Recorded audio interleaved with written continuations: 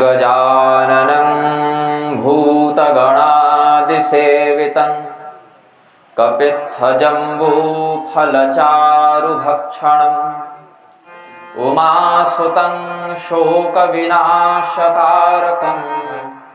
नमामि विघ्नेश्वरपादपङ्कजम्। आशासुरासि भवदङ्गवल्ली भासैव दासीकृतदुग्धसिन्धुं मन्दस्मितैर्निन्दितशारदेन्दुं वन्दे रविन्दासनसुन्दरीं त्वाम्।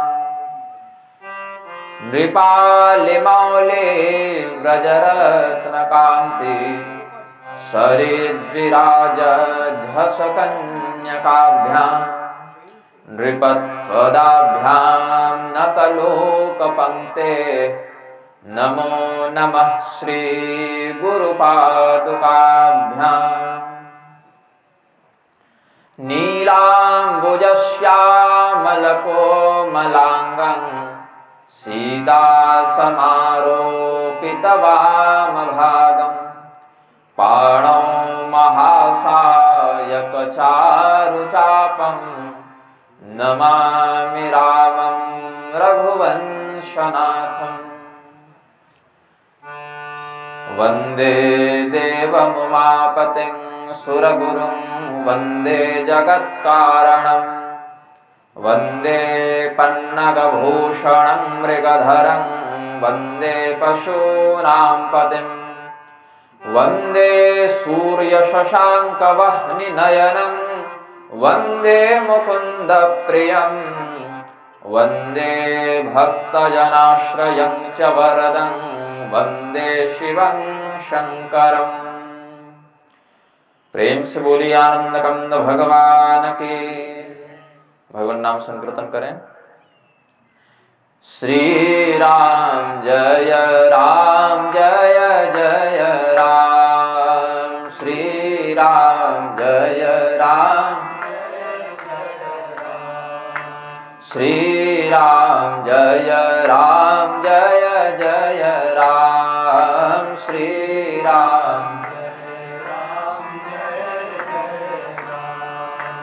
जय जय विघ्नहरण हनुमान, जय जय जय जय विघ्नहरण हनुमान, जय जय श्री राम जय जय राम, श्री राम श्री राम जय जय राम, श्री राम कौशल्या के प्यारे राम, कौशल्या दशरथ राज दुलारे राम,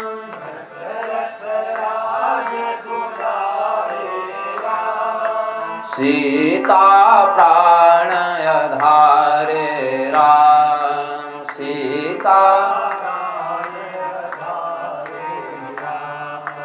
श्री राम जय जय राम, श्री राम श्री राम जय जय राम,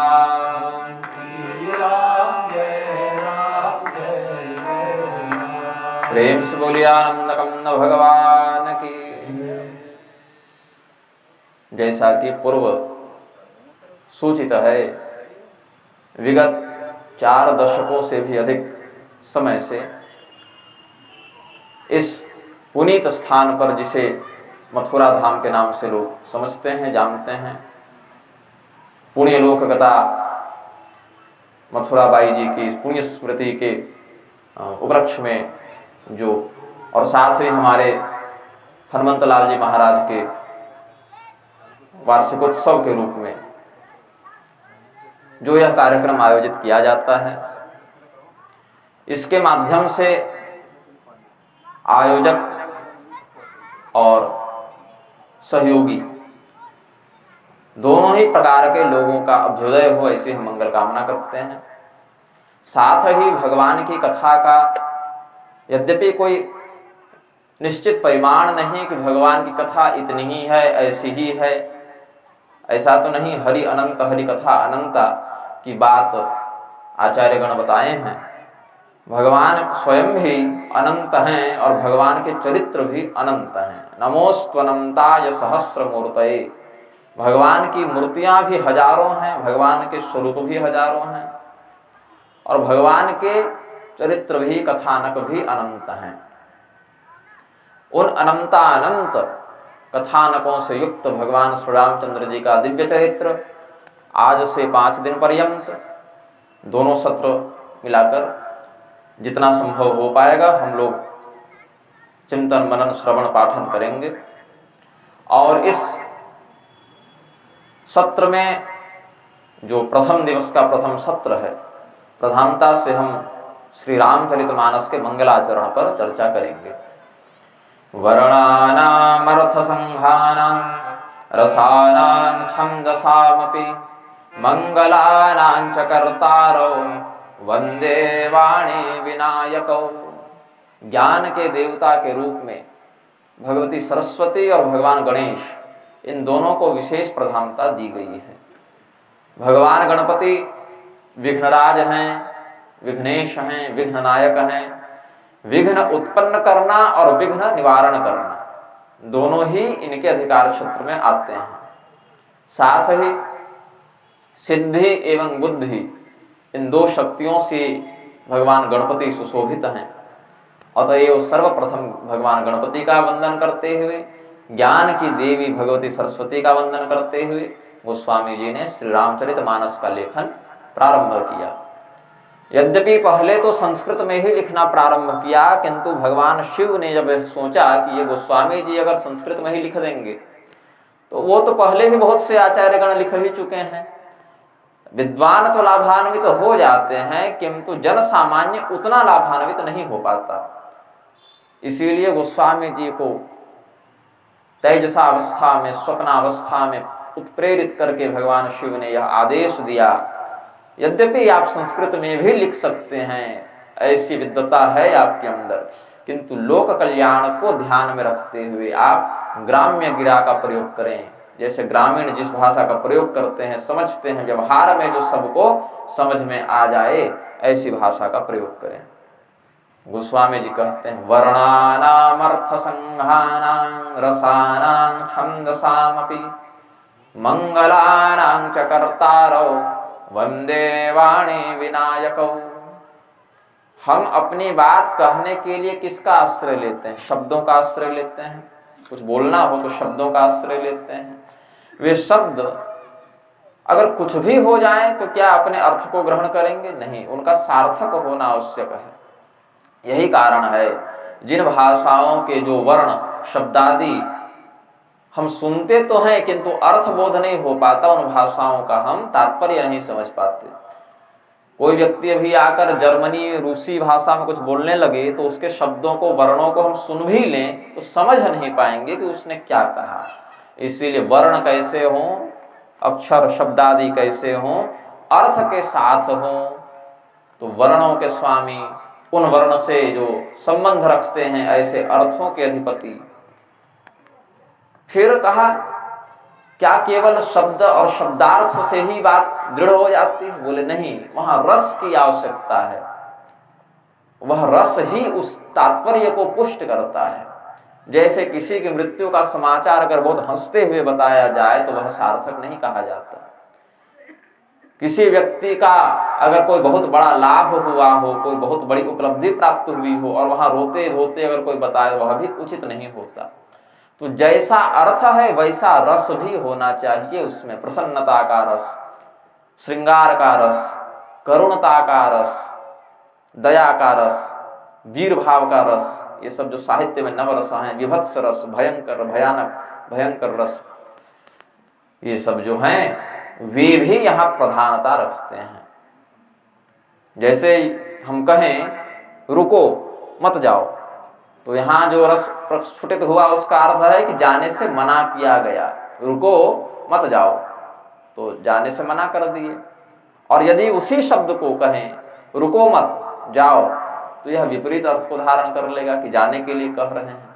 तो शब्द वही है, अर्थ वही है, लेकिन रस में भेद होने से उसका तात्पर्य भिन्न हो गया। रस भी हो गया, अर्थ भी हो गया, वर्ण तो था ही, लेकिन उसमें लालित्य तब तक नहीं आ सकता जब तक उसमें छंद शास्त्र का प्रयोग न किया जाए। सामान्यतया हम बोल दें वो एक अलग प्रभाव करेगा, कोई कविता के माध्यम से उसको सुसज्जित करके साहित्यिक शोभा के साथ प्रस्तुत करे तो उसका एक अलग अर्थ बनेगा।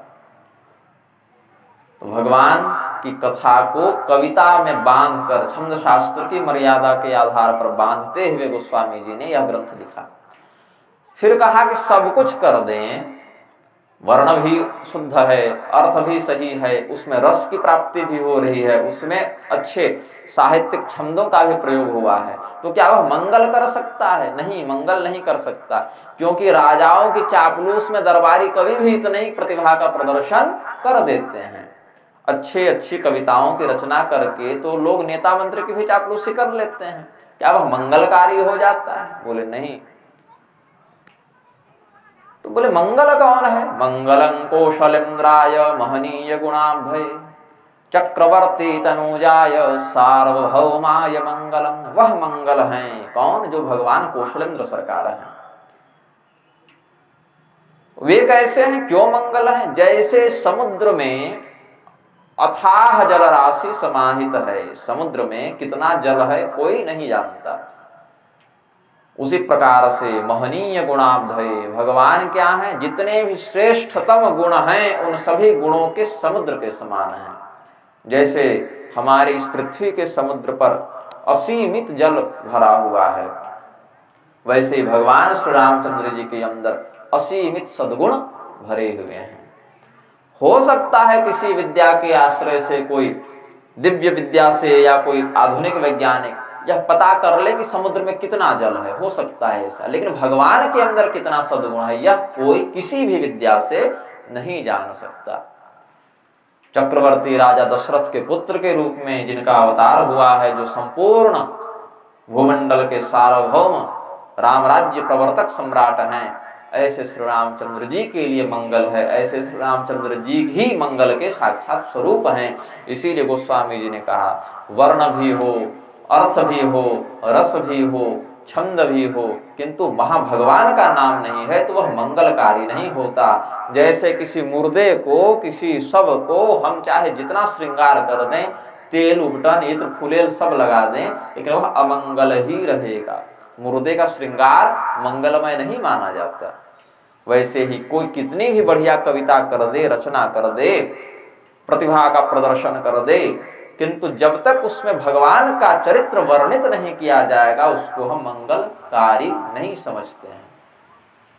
और कोई व्यक्ति यदि भगवान की कथा को जैसी भगवान ने बुद्धि प्रेरणा शक्ति दी उसके आधार पर लिखे, लेकिन उसमें कुछ व्याकरणगत कमी हो जाए, कुछ छंद शास्त्रगत त्रुटि हो जाए, कुछ रस की अभिव्यक्ति उतनी बढ़िया से न हो पाए, लालित्य उतना न दिखे, फिर भी उसकी निंदा नहीं करनी चाहिए, क्योंकि संपूर्ण शब्दों के अधिपति कौन है? वेद, शब्द ब्रह्म जिनको कहते हैं, और वेद भगवान की स्तुति करते हैं। इसीलिए सभी व्याकरण, छंद इत्यादि जो वेदांग हैं वे भगवान के नीचे रहते हैं।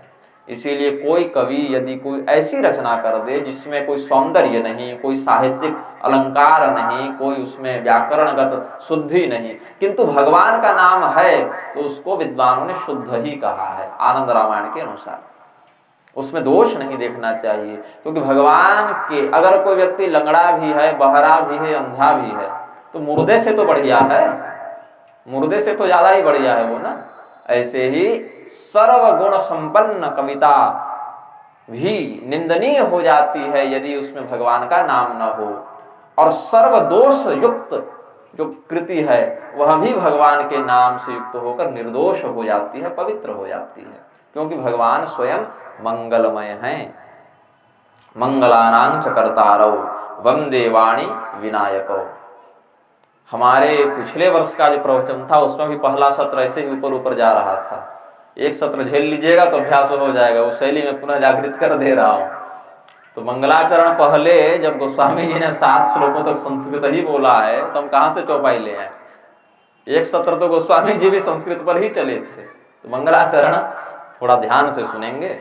ऐसे समस्त वर्ण, अर्थ, रस, छंद, मंगलादि तत्वों के अधिष्ठाता भगवान गणपति और भगवती शारदा का वंदन करते हुए फिर कहा, भवानी शंकरौ वंदे श्रद्धा विश्वास रूपिणौ याभ्यां विना न पश्यन्ति सिद्धा स्वान्तस्थमीश्वरम्। कोई अनपढ़ व्यक्ति है जिसको लिखना नहीं आता, पढ़ना नहीं आता, अनुभव से प्राप्त ज्ञान के आधार पर ही वह समाज में जीवन यापन कर रहा है। कोई व्यक्ति हो जिसने शिक्षा दीक्षा ग्रहण नहीं की, वह कैसे जीवन यापन करता है? अनुभव के आधार पर। इतने वर्षों तक जो वह जीवन जीता रहा समाज में, उस अनुभव के आधार पर वह कार्य करता है। लेकिन अनुभव सदैव सत्य ही हो, उचित ही हो, यह आवश्यक नहीं।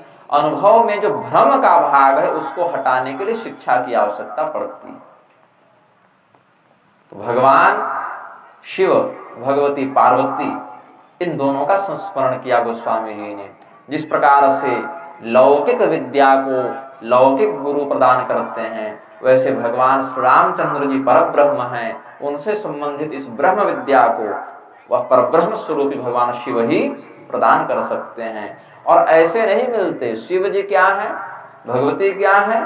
श्रद्धा और विश्वास के स्वरूप हैं। भवानी शंकरौ वंदे श्रद्धा विश्वास रूपिणौ। जगन माता जगत पिता हैं, तो श्रद्धा और विश्वास के स्वरूप हैं। श्रद्धा के बिना, विश्वास के बिना व्यक्ति अपने हृदय में बैठे ईश्वर का भी साक्षात्कार नहीं कर सकता। नास्तिकवादियों के अंदर भी वही ईश्वर प्रतिष्ठित है, आस्तिकों के हृदय में भी वही ईश्वर प्रतिष्ठित है, पशु पक्षी के अंदर, भूत प्रेत पिशाच के अंदर, कुत्ता बिल्ली गधा के अंदर और इंद्र वरुण चंद्रमा के अंदर भी वही परब्रह्म प्रतिष्ठित है।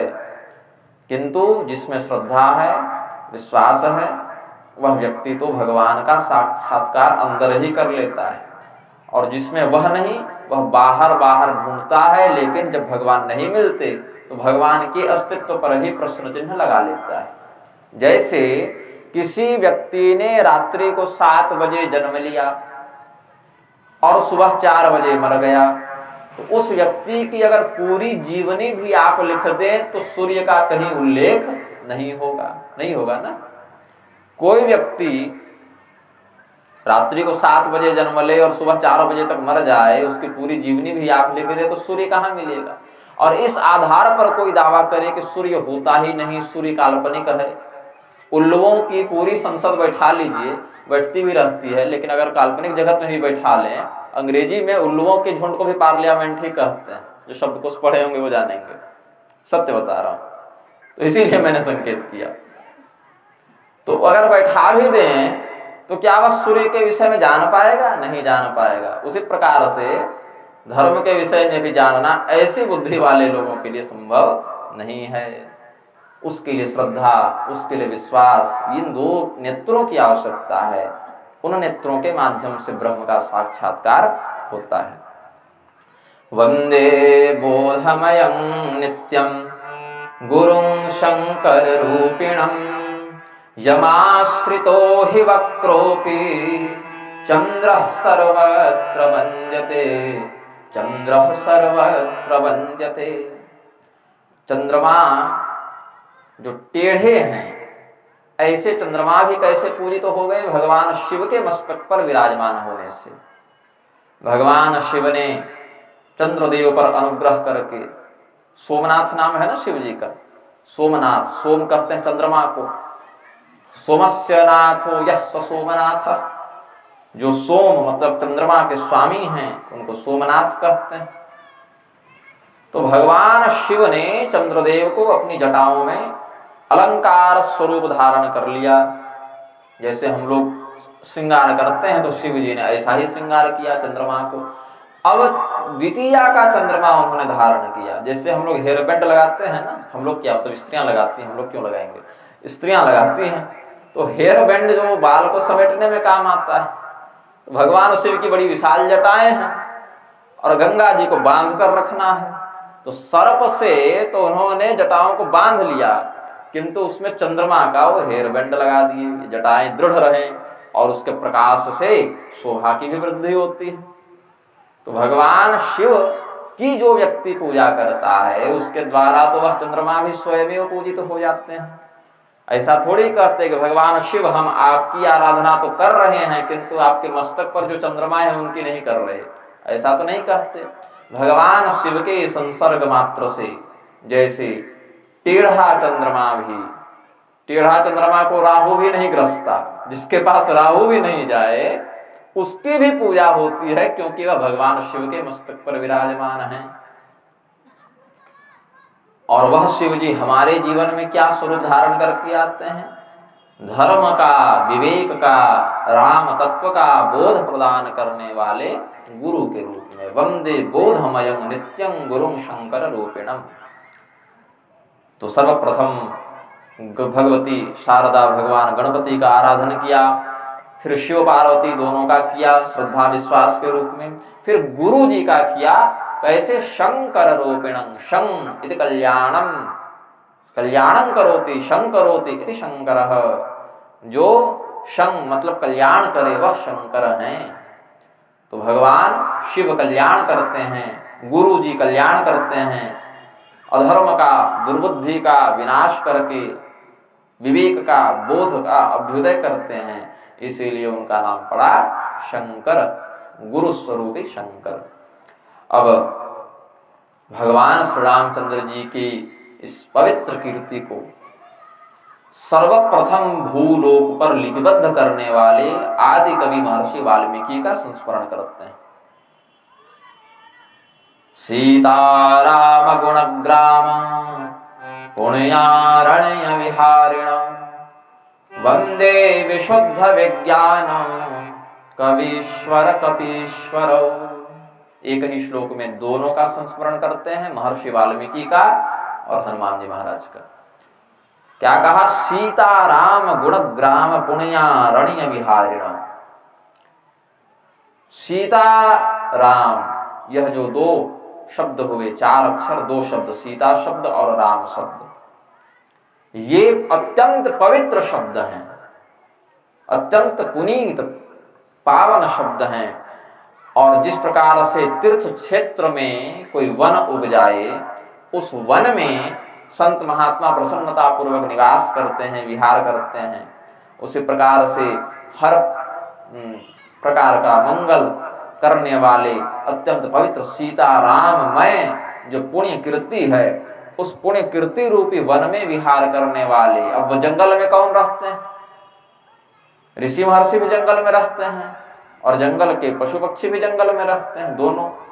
सामान्य व्यक्ति तो जंगल में नहीं रहते, या तो तपस्वी जन तपस्या करने के लिए जंगल चले गए, या तो जो जंगल में ही रहते ऐसे प्राणी जंगली जानवर रहते हैं। और लौकिक दृष्टि से देखें तो हनुमान जी किमपुरुष योनि का आश्रय लेकर जब अवतार लिए तो वन को ही उन्होंने अपना प्रधान घर बनाया। वानर वेश में होने से हनुमान जी ने अपना प्राकृतिक आश्रय जंगल को बनाया। तो जंगल में तपस्वी भी रहते हैं और जंगल में वानर भी रहते हैं। तपस्वी शब्द से वाल्मीकि जी का और वानर शब्द से हनुमान जी का लक्षण ग्रहण करना चाहिए। वह जंगल कोई सामान्य जंगल नहीं, भटकाने वाला भवाटवी वाला जंगल नहीं, अपितु अत्यंत आनंद प्रदान करने वाला सुंदर सुंदर वन, उपवन, झरनों से, तीर्थ पुण्यात्माओं से संयुक्त सीताराम के चरित्रों से युक्त वह वन है। सीताराम गुणग्राम पुण्यारण्य, ऐसा अरण्य जो पुण्य अरण्य है, जंगल ऐसा है जो पवित्र है, मंगलकारी है। जंगल जाकर लोग भटक जाते हैं, लेकिन ये भटकाता नहीं। जंगल जाकर लोग वहां से भागना चाहते हैं, लेकिन यहाँ से जाने का मन नहीं करता। जंगल जाकर लोगों को कष्ट होता है, लेकिन यहाँ पर जाकर व्यक्ति को शांति की प्राप्ति होती है। तो इस प्रकार से भगवती सीता भगवान श्री रामचंद्र जी के पुण्य चरित्र का वर्णन रूपी यह जो अरण्य है, उस अरण्य में विशुद्ध विज्ञान को धारण करने वाले, हमारा यह जो विज्ञान अभी साइंस है ना, ये विशुद्ध नहीं, ये अशुद्ध विज्ञान है। अशुद्ध विज्ञान क्यों है? क्योंकि अपना शरीर कैसे सुखी रहे, संतुष्ट रहे, बढ़िया ऐसो आराम का सामान मिले, इसके लिए अभी का विज्ञान लगा हुआ है। परिणाम क्या हुआ? जैसे जैसे पीढ़ियां आगे बढ़ रही हैं, विज्ञान उनका विनाश ही करता जा रहा है। आज से 100 वर्ष पूर्व जितना वायु में, जल में, मिट्टी में प्रदूषण था, उसके अपेक्षा आज कितना बढ़ गया है। 200 वर्ष और पीछे जाइए तो पर्यावरण में जो शुद्धि थी, विचारों में जो शुद्धि थी, चरित्र में जो शुद्धि थी, आज की पीढ़ी में क्या हो गया है। फिर इसी आधार पर अगले 50 वर्षों में अपने 1-2 पीढ़ी के आगे को आप किस रूप में देखते हैं? चाहे समाज कोई हो, ब्राह्मण, क्षत्रिय, वैश्य, शूद्र, स्त्री, पुरुष कोई हो, 200 वर्ष पहले का समाज सबसे मिलकर समाज बना है, किसी एक से तो बना नहीं है। समाज सबसे मिलकर बना है। तो चारों वर्णों में 200 वर्ष पहले की जो स्थिति थी और आज की जो स्थिति है, चाहे वह जड़ हो चाहे चेतन हो, कितना अंतर आ गया है उसमें। तो हमने आधुनिक अशुद्ध विज्ञान के आश्रय से क्या किया? जो पृथ्वी हजारों वर्षों से शुद्ध थी, स्वच्छ थी, शांत थी, 200 वर्षों में हमने इतना विनाश कर दिया, इतना प्रदूषण कर दिया, इतनी आधुनिकता के चक्कर में इसको इतना रसातल भेज दिया कि तरह तरह की महामारियां, तरह तरह की विपदाएं, तरह तरह के संकट, तरह तरह के श्वास तक रोड में ढंग से शुद्ध हवा से, वायु से आप नहीं ले सकते। जल और वायु जैसे महत्वपूर्ण तत्व भी बोतल में बिकने लगी है। ये इस अशुद्ध विज्ञान का परिणाम है। भगवान की कथा अशुद्ध विज्ञान नहीं, विशुद्ध विज्ञान है। विमान नहीं उड़ते थे उस समय, वर्णन है ना विमानों का शास्त्रों में, विमान तब भी थे ना। 18 दिनों में महाभारत के युद्ध में 1,66,20,000 लोग मरे। 1,66,20,000 लोग महाभारत के युद्ध में मरे।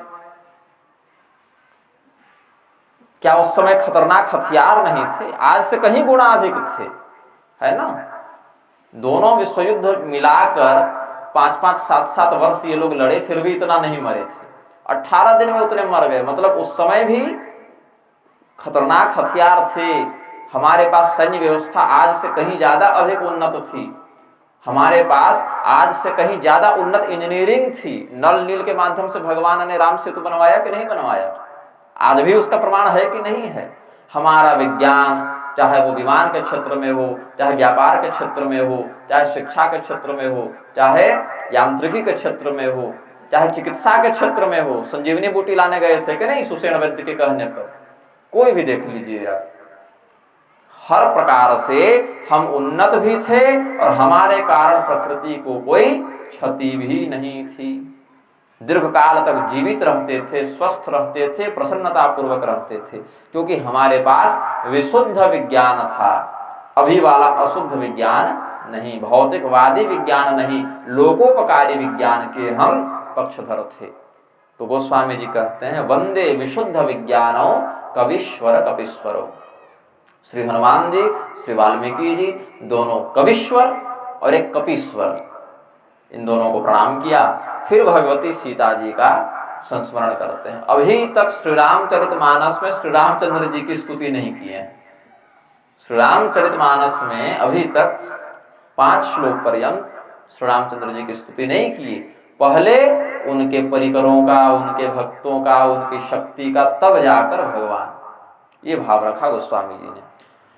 उद्भव स्थिति संहार कारिणीं क्लेशहारिणीं सर्वश्रेयस्करीं सीतां नतोऽहं रामवल्लभां। भगवान श्री रामचंद्र जी की अभिन्न शक्ति भगवती सीता जी का संस्मरण किया। अभिन्न शक्ति का क्या अर्थ है? जैसे सूर्य देव से उनका प्रकाश अलग नहीं किया जा सकता। यदि आप अलग करके कल्पना करें, ऐसे सूर्य की कल्पना करें जो प्रकाशहीन है, तो फिर उसमें सूर्य तत्व की प्रतिष्ठा नहीं हो सकती। क्योंकि अगर कोई ऐसा तत्व है जिसमें प्रकाश ही न हो, तो चाहे आप उसका जो भी नाम रखना चाहे रख दें, किंतु उसको सूर्य तो नहीं कर सकते। ऐसे दूध की कल्पना नहीं कर सकते जो सफेद न हो, शुभ्र न हो। अगर वह दुग्ध शुभ्र नहीं है, मतलब वह वास्तव में विशुद्ध दुग्ध नहीं है, या तो मिलावट है या फिर दूध ही नहीं है। यदि कोई ऐसा बर्फ है जो ठंडक ही न प्रदान करे, तो वह चाहे जो हो, उसमें हम बर्फ की कल्पना नहीं कर सकते। तो जैसे बर्फ में, हिम में उसका शैत्य है, उसकी शीतलता है, जैसे दूध में उसकी सफेदी शुभ्रता है, जैसे सूर्य में उसका प्रकाश है, एक दूसरे से अभिन्न, वैसे ही भगवान श्री रामचंद्र जी और भगवती जानकी जी को जानना चाहिए। अब भगवती जानकी जी क्या है? केवल राजा जनक की पुत्री, मिथिला की राजकुमारी हैं, ऐसा नहीं। उद्भव स्थिति संहार कारिणीं क्लेशहारिणीं सर्वश्रेयस्करीं सीतां नतोऽहं रामवल्लभां। भगवती सीता जी के लिए यहाँ पर चार चार संबोधन, चार चार उपाधियां गोस्वामी जी ने वर्णित की। उद्भव स्थिति संहार कारिणीं, पहले तो यह समझिए, इस संसार को बनाने वाली, रखने वाली और मिटाने वाली जो शक्ति है, उस शक्ति के लिए परब्रह्म ने 3 स्वरूप धारण किए हैं। ब्रह्मा, विष्णु, महेश, ये 3 स्वरूपों को धारण करके सत्वगुण, रजोगुण, तमोगुण के आश्रय से वही परब्रह्म सृष्टि करने के समय रजोगुणोपेत होकर ब्रह्मा, पालन करने के समय सत्वगुणोपेत होकर विष्णु और संहार करने के समय तमोगुणोपेत होकर शिव के रूप में प्रकट हो जाते हैं। इन तीनों के मध्य उत्पन्न करने की, पालन करने की, संहार करने की जो शक्ति है, उस शक्ति की स्वामिनी भगवती सीता जी हैं, ऐसा वर्णन किया। उद्भव स्थिति संहार कारिणीं, फिर कहा क्या? क्लेशहारिणीं, क्लेश को दूर करती हैं। तो क्लेश केवल हमें कोई भौतिक शारीरिक कष्ट हो उसको क्लेश कहते हैं, ऐसा नहीं। क्लेश के 5 प्रकार होते हैं। अविद्या, अस्मिता, राग, द्वेषाभिनिवेशा, पंच क्लेशा। अविद्या, अस्मिता, राग, द्वेष और अभिनिवेश, इन 5 को धर्म की दृष्टि में क्लेश बताया गया है। ये 5 क्या हैं? अविद्या कहते हैं स्वयं को ईश्वर का अंश न समझकर देह का अंश समझ लेना। हम देह के अंश तो नहीं है ना, देह अंश जीव अविनाशी तो नहीं कहा, ईश्वर अंश जीव अविनाशी कहा। तो ईश्वर अंश जीव अविनाशी जो है, उसको अपना ईश्वरीय स्वरूप यदि विस्मृत हो जाए, वह भूल जाए और स्वयं को देह के साथ जोड़कर देह से अभिन्न मान ले। आप जिस घर में रहते हैं उस घर से स्वयं को बिल्कुल एक मान लें। नारायण, बड़ी धूल चल रही है आज। तो देह जो है वह अलग है और घर आपका अलग है। आपके घर में जो ईंट, सीमेंट, बालू, छड़ लगे हैं वो देह में तो नहीं लगे, और देह में जो हड्डी, खून, मज्जा, मांस, रक्त इत्यादि है वो घर में नहीं लगे। दोनों बिल्कुल अलग अलग हैं। आप उस घर में रहने वाले हैं, आप घर नहीं हैं। वैसे ही यह शरीर में रहने वाला जो है तत्व वह आत्मा है, शरीर ही आत्मा है, ऐसी बात नहीं। लेकिन भ्रम से यदि इस शरीर को ही कोई आत्मा समझ ले, उसको जो अज्ञान होता है वही अज्ञान अविद्या नामक क्लेश कहलाता है। उस अविद्या नामक क्लेश का हरण कौन करती है? क्लेशहारिणी, भगवती सीता जी हरण करती हैं। ये होता है क्लेश। फिर क्या बताया? दूसरा क्लेश अस्मिता, मैं इस कार्य को कर रहा हूं ऐसा कर्ताभिमान जब उदित हो तो सामान्य शब्दों में उसको अस्मिता समझना चाहिए। यद्यपि इन विषयों का बहुत विस्तार से व्याख्यान किया जा सकता है, लेकिन मैं बस शाब्दिक अर्थ बताते जा रहा हूं ताकि विषय समझ लें। आप लोग 40 वर्ष से मानस सुन रहे हैं तो थोड़ा स्तर बढ़ाना पड़ेगा। मैं हर बार आपके स्तर पर आकर नहीं बोल पाऊंगा। अब धीरे धीरे आप लोग को भी, क्योंकि बार बार आप पुनर्जन्म लें तो हमारे आने का क्या लाभ हुआ? आपके बैठने का क्या लाभ हुआ? गोस्वामी जी के इतने परिश्रम से ग्रंथ लिखने का क्या लाभ हुआ? और आज भी लोग इतने मूर्ख हैं, रामचरितमानस का अनुसरण करना छोड़कर राजनीति और मिशनरी के चक्कर में जला दे रहे हैं। यह भी इस देश में घटनाक्रम देखने को मिल जा रहा है। तो भगवान की कथा कहने का जो मेरा उद्देश्य है, सुनने का आपका जो उद्देश्य है, लिखने का आचार्यों का जो उद्देश्य था, उसकी सार्थकता कब है? जब आप तत्व को समझें। क्योंकि कहानी तो लगभग पता ही है, घटनाओं का तो वर्णन, और हम जितना पढ़े होंगे उससे कहीं ज्यादा मानस आप लोग पलट के बैठे हुए हैं। तो मेरा कर्तव्य यह बनता है कि आप लोग जितना मानस पलट के बैठे हैं, उस पलटन में जो तत्व है उसको निकाल कर बताओ। तो क्लेश का दूसरा लक्षण है अस्मिता, स्वयं को कर्म करने वाला और कर्म के फल को भोगने वाला समझना। यह कर्ताभिमान, भोक्ताभिमान जो जीव को ईश्वर से भिन्न सिद्ध करने के लिए हमारे मन में अविद्या को भी पुष्ट करता है। ऐसा कर्ताभिमान, मैं यह कार्य कर रहा हूं, नहीं, हमारे शरीर की इंद्रियां अपना अपना कार्य कर रही हैं, यह समझना चाहिए। हमारे शरीर में जो नेत्र हैं, कर्ण हैं, पैर हैं, वही दर्शन, श्रवण, गमन इत्यादि क्रियाओं में लगे हुए हैं। मैं देह नहीं, मैं आंख नहीं, मैं कान नहीं, मैं पैर नहीं, इसीलिए मैं नहीं सुन रहा, मैं नहीं देख रहा, मैं नहीं चल रहा, ये सत्य है।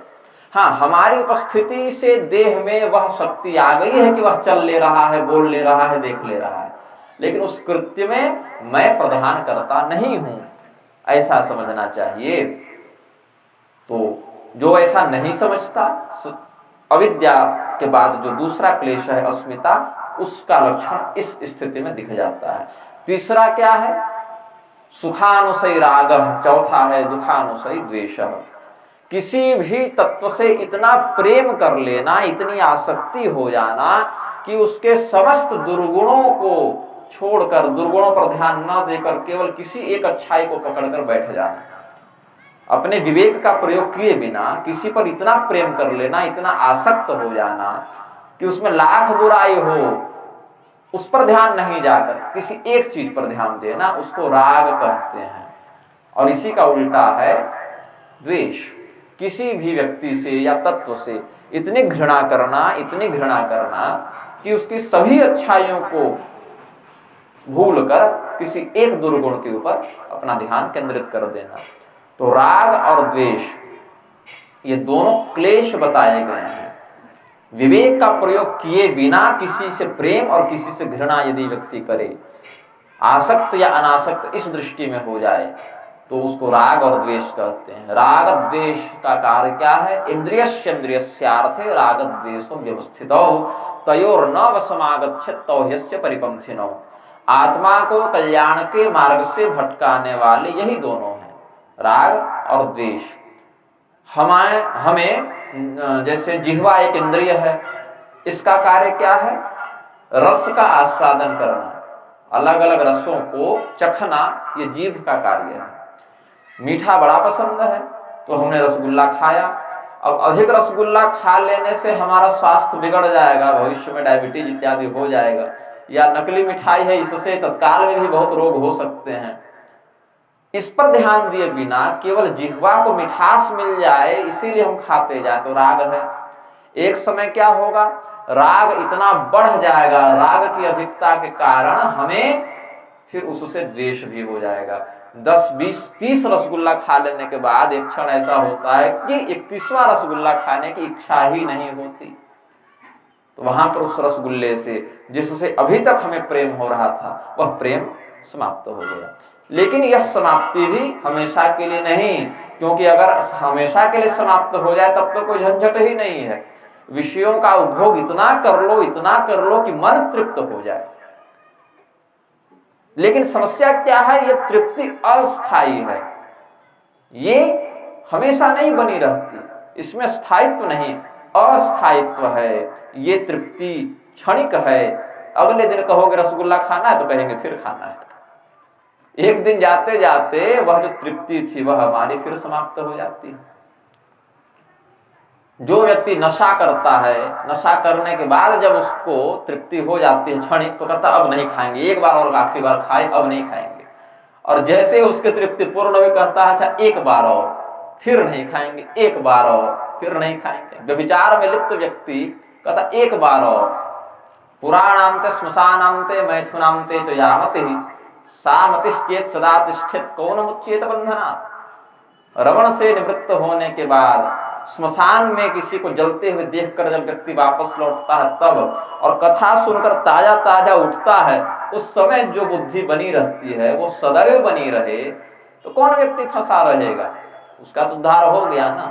लेकिन यही राग और द्वेष जो परिपंथी हैं, भटकाने वाले हैं, इनके चक्कर में व्यक्ति कल्याण को प्राप्त नहीं कर पाता। तो ये तीसरे और चौथे क्लेश हैं। वो स्वामी जी के लिखे एक एक अक्षर में बड़ा रहस्य है, बहुत गूढ़ तात्पर्य है। वो स्वामी जी लिख दिया, ऐसे नहीं लिखा। भगवान का प्रत्यक्ष साक्षात्कार प्राप्त करके उनकी कृपा, प्रेरणा और शक्ति से संपन्न होकर लिखा। पांचवा क्लेश क्या है? अभिनिवेश। स्वरसवाहे विदुषो तथा अभिरूढ़ो विनिवेशः। विद्वान हो, मूर्ख हो, राजा हो, प्रजा हो, धनी हो, निर्धन हो, हर व्यक्ति अभिनिवेश नाम के क्लेश से ग्रस्त ही रहता है। क्योंकि अभिनिवेश कहते हैं मृत्यु के भय को। तो आप अमीर हो कि गरीब हो, ज्ञानी हो कि अज्ञानी हो, सुंदर हो कि कुरूप हो, स्वस्थ हो कि रोगी हो, राजा हो कि भिखारी हो, उससे कोई मतलब नहीं, मरना सबको एक दिन है। तो मृत्यु का जो कष्ट है, शरीर के छूटने का जो भय है, वही अभिनिवेश कहलाता है। तो हमने इस प्रकार से अविद्या, अस्मिता, राग, द्वेष और अभिनिवेश, इन 5 क्लेशों की चर्चा की। जब भगवती सीता जी ब्रह्मदेव के अंदर रजोगुणों के माध्यम से शिक्षा शक्ति उत्पन्न करके सृष्टि का प्रवर्तन कराती हैं, भगवान नारायण की पालनात्मिका शक्ति के माध्यम से संसार की रक्षा करती हैं, और भगवान रुद्र के अंदर संहारात्मिका शक्ति बनकर सृष्टि का संहार भी करवा देती हैं। तो ये तो भौतिक जगत की बात हुई, जड़ जगत की बात हुई। चेतन का क्या होगा? तो कहा चेतन के लिए वह इन 5 क्लेशों का भी संहार करती हैं, क्लेशहारिणी भी हैं। तो इसके बाद जिस लक्ष्य की प्राप्ति हो गई वह है मोक्ष। सर्वश्रेयस्करीं सीताम नतोहं राम वल्लभाम। हर प्रकार का जो कल्याण है, हर प्रकार का जो मंगल है, वह मोक्ष में निहित है। क्योंकि व्यक्ति यदि मुक्त नहीं है, चेतन यदि जीव के उपाधि से युक्त होकर फंसा हुआ है, उस स्थिति में इसको सुख दुख जन्म मृत्यु का चक्र बांधे रहेगा, इसका कल्याण नहीं हो सकता। अतएव हर प्रकार का कल्याण मोक्ष में स्थित है। भगवती सीता जी वह मोक्ष भी जीव को प्रदान कर देती हैं। सर्वश्रेयस्करीं सीताम नतोहं राम वल्लभा। राम वल्लभ, वल्लभा, राम वल्लभा कैसे नाम पड़ा भगवती सीता जी का? भगवान श्री रामचंद्र जी के नाम का ही अर्थ है रमन्ते योगिनो यस्मिन् स रामः। पूरे संसार से अपना मन हटाकर जिन व्यक्तियों के, जिन योगियों के चित्त को आकर्षित करने के लिए भगवान ने अवतार लिया, वह अवतार ही राम कहलाता है। संसार का बंधन बड़ा कठोर है, तगड़ा है। यह हमारी पत्नी है, पुत्र है, भाई है, माता है, पिता है, कुछ नहीं तो अपना शरीर है कम से कम। ये बंधन काटना बड़ा मुश्किल है। इस बंधन में जो फंसा है वो भोगी है, जो इससे मुक्त है वह योगी है। तो भोगी से योगी बनने की यात्रा बड़ी कठिन होती है। बीच में रोगी भी हो जाते हैं लोग, न भोग ही सध पाता है न योग ही सध पाता है, तो रोगी हो जाते हैं। तो भोग कब है? जब इस शरीर को अपना मानकर इस शरीर के सुख के लिए बर्ताव करो। और योग कब है? जब इस शरीर से छूटने के लिए प्रयत्न करते हुए व्यक्ति भगवान की शरण में जाए। सब कुछ छोड़कर जो व्यक्ति निकल गया, ऐसा व्यक्ति भी भगवान के अंदर, भगवान के ऊपर चिंतन करना चाहता है, भगवान में रमना चाहता है। जो संसार में रमा था उसको संसार से हटाकर अपने में रमाने वाला तत्व ही राम है। अब राम का मन कहाँ रमे? संपूर्ण संसार में तो जीव का मन लग रहा है, भोगी का। योगी का मन राम तत्व में लग रहा है। श्री रामचंद्र जी का मन कहाँ रमे? बोले श्री रामचंद्र जी के मन को भगवती सीता जी चाहिए। भगवती सीता जी अगर न मिले तो सीता वियोग में वह परब्रह्म भी, आगे सती चरित्र में व्याख्यान करेंगे इसका, भगवती सीता जी यदि न मिले तो वह परब्रह्म भी सामान्य व्यक्ति के समान विलाप में प्रवृत्त हो जाता है। इसलिए भगवान श्री रामचंद्र जी जो स्वभावतः आनंद कंद हैं, संपूर्ण संसार को आनंद प्रदान करने वाले हैं, उनका आनंद सीता जी में प्रतिष्ठित है। इसलिए राम वल्लभा कहा सीता जी को। अब हम श्री रामचंद्र जी का संस्तवन करते हैं। यन्माया वशवर्ति विश्वमखिलं ब्रह्मादि देवासुरा यत्सत्त्वादमृषैव भाति सकलं रज्जो यथा हिर्भ्रमः यत्पादप्लवमेकमेव हि भवां बोधे स्थितिर्षावतां वन्देऽहं तमशेषकारणपरं रामाख्यमीशं हरिम्। भगवान श्री रामचंद्र जी का अब जाकर छठे श्लोक में गोस्वामी तुलसीदास जी संस्मरण करते हैं। यन्मायावशवर्ते विश्वमखिलम्, यह संपूर्ण विश्व जिनकी माया से वशीभूत हो गया है। विश्व किसको कहते हैं? विश्व किसे कहते हैं? जब कोई चेतन किसी देह में स्थित हो जाए और उसकी शक्तियों से इंद्रियां बहिर्मुखी होकर विषयों का आस्वादन करें तो उसको विश्व कहते हैं। बहुत गूढ़ परिभाषा है। विश्व क्या है? संसार जो हम देख रहे हैं वह क्या है? जब कोई चेतन आत्म तत्व, ऐसे तो कोई चेतन शब्द भी उतना सही नहीं क्योंकि आत्म तत्व एक ही है सब में, लेकिन फिर भी आप लोग सरलता से समझ लें, इसीलिए हमने कहा कोई चेतन देह में स्थित हो गया तो आत्मा और शरीर दोनों मिल गया तो एक प्राणी का हमने अनुभव किया। उसकी इंद्रियां बाहर से विषयों को अंदर ले आए तो उसको विश्व कहते हैं, और बाहर से न लाकर अंदर ही अंदर लाए तो उसको तेजस कहते हैं। और न बाहर से ग्रहण करें न अंदर से ग्रहण करें तो उसको प्राज्ञ कहते हैं, और इंद्रियां भी न रहें तो उसको अव्यक्त कहते हैं। इन्हीं चार अवस्थाओं के अवतार के रूप में श्री रामचंद्र जी, लक्ष्मण, भरत और शत्रुघ्न आए हैं। भगवान श्री रामचंद्र जी अव्यक्त हैं, उनको व्यक्त नहीं किया जा सकता। इस चमड़े की जीव से, चर्म जिह्वा से भगवान का निर्वचन संभव नहीं है, इसीलिए उनको अव्यक्त कहा गया। भगवान के दूसरे अंश से उत्पन्न भरत जी महाराज, वे प्राज्ञ हैं। दो होते हैं, अज्ञ और प्राज्ञ। अज्ञ मतलब मूर्ख और प्राज्ञ मतलब प्रबुद्ध विद्वान। ये प्राज्ञावस्था के चेतन हैं। प्राज्ञावस्था मतलब सारी सुख सुविधाओं की उपलब्धता होने पर भी उसको ग्रहण ही नहीं करना है। पिताजी ने वचन के माध्यम से भरत जी को 14 वर्षों के लिए अयोध्या की गद्दी का अधिकारी बना दिया, लेकिन भरत जी गए नंदीग्राम में।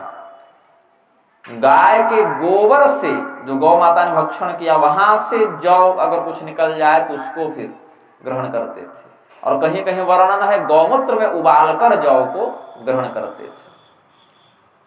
ये सब कठोर तपश्चर्या की विधि है। तो भरत जी के सामने संपूर्ण अयोध्या की राज्य लक्ष्मी होने के बाद भी भरत जी ने उनकी ओर देखा तक नहीं कि एक बार देख लो क्या क्या है, इतना भी उन्होंने विचार, रुचि पूर्वक विचार नहीं किया। तो हमने क्या बताया, स्मरण तो नहीं होगा आपको, फिर से स्मरण करा देता हूं। चेतन की वह अवस्था जिसमें इंद्रियां न बाहर से कुछ ग्रहण कर रही हैं न अंदर से कुछ ग्रहण कर रही हैं, उसको प्राज्ञावस्था कहते हैं, या सरल भाषा में समझा दे तो सुसुप्ति की अवस्था कहते हैं। न सोया है न जगा है, सुसुप्ति में है, और वही भरत जी हैं। शत्रुघ्न क्या है? तेजसात्मक प्राज्ञात्मकस्तु भरतो भरतः शत्रुघ्नस् तेजसात्मकः। वेद भगवान कहते हैं रामायण क्या है? वेद के ही स्वरूप हैं। कौशिकी संहिता नहीं, कौशिक रामायण में महर्षि देवरात के प्रश्न करने पर उनके मामा जी, जो बाद में अपने भांजे को ही गोद ले लिए थे, अपने वंश में सम्मिलित कर लिए थे, महर्षि विश्वामित्र, विश्वामित्र जी से देवराज ने प्रश्न किया, रामायण की इतनी महत्ता क्यों है, भगवान श्री रामचंद्र जी के चरित्र का इतना प्रभाव क्यों है? तो उन्होंने एक उत्तर दिया। यही प्रश्न किया था सुतीक्ष्ण जी ने अपने गुरु अगस्त्य मुनि से। उनका भी आगे वर्णन है, सुतीक्ष्ण जी का, अगस्त्य जी का, आप आगे अरण्यकांड इत्यादि में देखेंगे। तो महर्षि अगस्त्य से प्रश्न किया था सुतीक्ष्ण जी ने यही प्रश्न कि रामायण का इतना महत्व क्यों है। तो अगस्त संहिता में अगस्त जी ने इसका उत्तर दिया। कौशिक रामायण में महर्षि कौशिक ने, विश्वामित्र जी ने इसका उत्तर दिया, जिसका आज हमने इस मंच से भगवान के इस दिव्य वाङ्मय विग्रह रामचरितमानस के पूजन में प्रयोग भी किया था। वेद वेद्ये परे पुंसी जाते दशरथात्मजे वेद प्राचेदसादासीत् साक्षात् रामायणात्मना। दो प्रकार से ब्रह्म का अनुभव होता है, उस परमात्मा का अनुभव दो प्रकार से होता है। द्वे ब्रह्मणि वेदितव्ये शब्द ब्रह्म परं च यत् शब्द ब्रह्म नरो ज्ञात्वा परं ब्रह्माधिगच्छति। क्या भाव है? वेदों ने क्या उपदेश किया? उस परब्रह्म का, उस ईश्वर का दो प्रकार से अनुभव होता है। दो प्रकार के ब्रह्म को जानना चाहिए, एक शब्द ब्रह्म, एक परब्रह्म। शब्द ब्रह्म क्या है? हमारे वेद ही शब्द ब्रह्म हैं, उनमें शब्द है और ब्रह्म का प्रतिपादन करते हैं, इसीलिए उनको शब्द ब्रह्म कहते हैं। और जिनका प्रतिपादन करते हैं वो ईश्वर परब्रह्म कहलाते हैं। तो पहले व्यक्ति शब्द ब्रह्म का ज्ञान प्राप्त करता है, उसके अनंतर वह परब्रह्म को जान पाता है। शब्द ब्रह्म नरो ज्ञात्वा परं ब्रह्माधिगच्छति। तो भगवान के जो अवतार हुए ना, वो दोनों ही ब्रह्म के अवतार हो गए। कैसे? वेद वेद्ये परे पुंसी, यह शब्द ब्रह्म जो वेद हैं, ये जिनका वर्णन करते हैं, वेदों के माध्यम से जिनका ज्ञान होता है, ऐसे परम पुरुष भगवान परे पुंसी, परम पुरुष भगवान जब दशरथ के पुत्र के रूप में श्री रामचंद्र जी का अवतार ग्रहण करके आए, तो वही शब्द ब्रह्म ने जब देखा कि पर ब्रह्म तो रामचंद्र जी के रूप में आ गए, तो हमें भी अब रामचंद्र जी का वर्णन करने के लिए जाना पड़ेगा। तो वही वेद भगवान प्रचेता पुत्र महर्षि वाल्मीकि के माध्यम से रामायण का स्वरूप धारण करके आ गए। प्रेम से बोलिए आनंद कंद भगवान की। भगवान परब्रह्म ने जब श्री रामचंद्र जी का अवतार धारण किया, तो उनका प्रतिपादन करने वाले शब्द ब्रह्म ने प्रचेता पुत्र महर्षि वाल्मीकि के माध्यम से रामायण का अवतार ग्रहण किया है, इसीलिए इनकी इतनी प्रतिष्ठा है। तो शत्रुघ्न जी तेजसावस्था में हैं, मतलब अंदर से विषयों का ग्रहण करते, किंतु बाहर से नहीं करते, क्योंकि राज्य उनको चलाना था, राज्य चलाना था ना उनको। भरत जी हैं नहीं, नंदीग्राम में बैठे हैं, भैया श्री रामचंद्र जी लक्ष्मण जी जंगल में हैं, तो राज्य कौन संभाले? व्यवस्था को देखने के लिए बाहर से, जबकि उनको कोई आसक्ति थी नहीं, संबंध नहीं था, किंतु अंदर से लोग के संरक्षण के लिए उतने अंश में वो राजकाज का सुखोभोग करने के लिए विवश थे, करते थे। और लक्ष्मण जी विश्वावस्था के हैं, सौमित्र विश्वभावना, वेद भगवान कहते हैं सौमित्री, जो सुमित्रा पुत्र लक्ष्मण जी हैं, वो विश्वभाव से रहते हैं। मतलब बाहर से तो प्रतीत होता है, लेकिन अंदर से वह बिल्कुल वीतराग हैं। 14 वर्ष तक जो निद्रा न ले, 14 वर्ष तक निद्रा का सेवन न करे, निद्रा तेजसावस्था का प्रतीक है ना।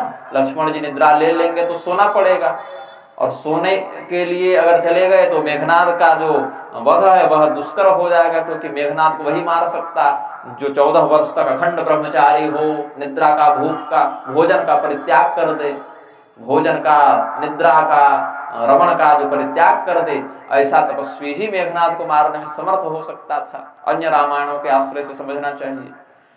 तो लक्ष्मण जी विश्वावस्था में हैं, मतलब जगे हुए हैं, सोए नहीं। शत्रुघ्न जी सोए हुई अवस्था में थे, बाहर से विषयों का ग्रहण वो नहीं करते। भरत जी तो न सोए हैं न जगे हैं, राम जी के वियोग में उनकी स्थिति बिल्कुल बीच में लटकी हुई समान है। अंदर से भी विषयों का ग्रहण नहीं कर रहे, बाहर से भी नहीं कर रहे। और श्री रामचंद्र जी साक्षात अव्यक्त परम ब्रह्म हैं, जिनका वर्णन करने के लिए वेद भगवान ने रामायण का अवतार ग्रहण किया। तो यन्माया वश वरते विश्वमखिलम, यह संपूर्ण विश्व जिनकी माया की वशीभूत है। माया क्या होती है? अघटन घटना पटे यसे विभ्रांत कारिणी माया। जो घटना नहीं है उसको भी वास्तविक के समान प्रतीत कराने का जो भ्रम उत्पन्न कर दे, उसे माया कहते हैं। माया क्या है? जो है नहीं किंतु जिसका बोध हमें लग रहा है भ्रम के कारण, यही माया है। यन्माया वशवर्ते विश्वमखिलम ब्रह्मादि देवासुरा। भगवान की उस माया के वशीभूत होकर ब्रह्मा इत्यादि देवता भी फंसे रहते हैं। यह संपूर्ण विश्व फंसा है, विश्व को बनाने वाला भी फंसा है, क्योंकि जिसने इस विश्व को बनाया उसको भी भगवान ने बना रखा है। इस विश्व को बनाने के लिए जिन ब्रह्मदेव का संस्मरण किया जाता है, वे ब्रह्मदेव भी भगवान की ही रचना में आते हैं। तो प्रश्न उठा है कि कैसे हम समझे कि माया क्या है? जो है नहीं फिर भी उसके होने का भ्रम कराते, इसको कैसे समझें? व्यवहार जगत में इसका बोध कैसे हो? तो कहा यत् सत्वादमृषैव भाति सकलं रज्जौ यथा हीर्भ्रमः। अब आप कहीं रास्ते में जा रहे हैं, अंधकार है, उतना स्पष्ट दिख नहीं रहा है, सामने रास्ता बहुत अच्छे से नहीं दिख रहा। एक रस्सी पड़ी हुई देख ली आपने, सबके साथ जीवन में कभी न कभी ये हुआ है, रस्सी पड़ी हुई आपने देख ली, भ्रम हो गया कि ये सर्प तो नहीं। मेरे साथ एक बार क्या हुआ, मैं जा रहा था, गर्मी का दिन था, सूर्यास्त थोड़ा विलंब से होता है गर्मी के दिन में, लगभग 7 पौने 7 बज रहे थे। किसी गांव में मैं था, मैं जा रहा था, अकेला था पैदल। तो एक कुछ दिखा तो सर्प जैसा प्रतीत हुआ, तो मुझे यही श्लोक याद आ गया, यत् सत्वादमृषैव भाति सकलं रज्जौ यथा हीर्भ्रमः। यही मुझे स्मरण हो गया कि जिस प्रकार से आप जा रहे हो मार्ग में और प्रकाश के पूर्ण उपलब्धता के अभाव में आपको वह रस्सी सांप के समान प्रतीत होने लग जाती है। वह सांप है नहीं, आपने अज्ञानता के कारण उसमें सर्प बुद्धि कर ली है, आपने उसको सांप मान लिया, तो उसमें जहर नहीं आ जाता, वह आपको काटेगा नहीं, आप मरेंगे नहीं, लेकिन भयभीत हो जाते हैं कुछ समय के लिए। जब तक वह अज्ञान बना हुआ है तब तक तो भयभीत रहेंगे। हाँ, जब भ्रम का निवारण हो जाए तो फिर आपको कोई भय नहीं, लेकिन भ्रम जब तक बना हुआ है तब तक वह भ्रम ही उस रस्सी में सर्प की बुद्धि करा के आपको भयभीत कर देता है। कितना बड़ा विज्ञान कार्य कर रहा है यहाँ पर, बहुत ध्यान से सुनिएगा इस बात को। हमारे नेत्रों ने रूप तन्मात्रा का आश्रय लेकर उस रस्सी को देख लिया, हमारे नेत्रों ने रूप तन्मात्रा का आश्रय लेकर उस रस्सी को देख लिया, और माया, भगवान की माया के कारण दिमाग में क्या सूचना मिलेगी, ये तो सर्प है, वो सर्प है नहीं लेकिन वो सर्प है, ऐसा हमें भ्रम हो गया। अब सर्प है ऐसा समझकर हमारे मस्तिष्क ने क्या किया, अभी जो 5 क्लेशों का हमने वर्णन किया था उसमें अभिनिवेश नाम का जो पंचम क्लेश है, जो मृत्यु का भय, उसको जागृत कर दिया। उसके कारण बीपी हाई, धड़कन बढ़ गई, खून का प्रवाह बह गया। एक भ्रम के कारण पीछे कितनी घटनाएं घटित हो गई। तो सोचिए, एक घटना मात्र से हमारा हृदय, हमारा मन, हमारे नसों में बहने वाला खून सब प्रभावित हो गए, एक छोटे से भ्रम, 5 सेकंड के भ्रम के कारण।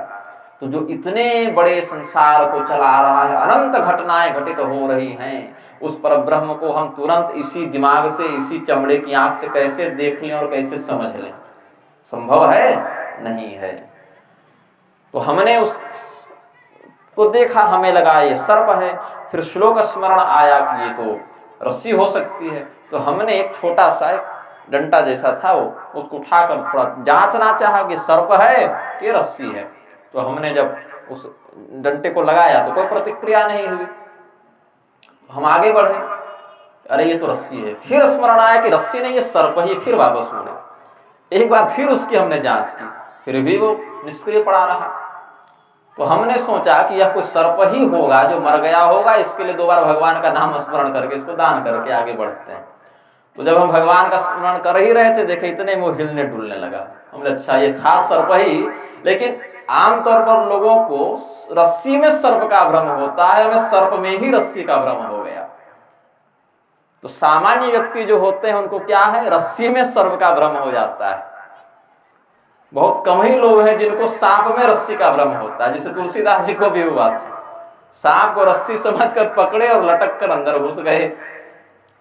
तो हमारा सांप उतना तगड़ा तो नहीं था और हमें कहीं घुसना भी नहीं था तुलसीदास जी के समान। लेकिन जनसामान्य को रस्सी में सांप का भ्रम होता है, हम लोगों को सांप में ही रस्सी का भ्रम हो जाता है।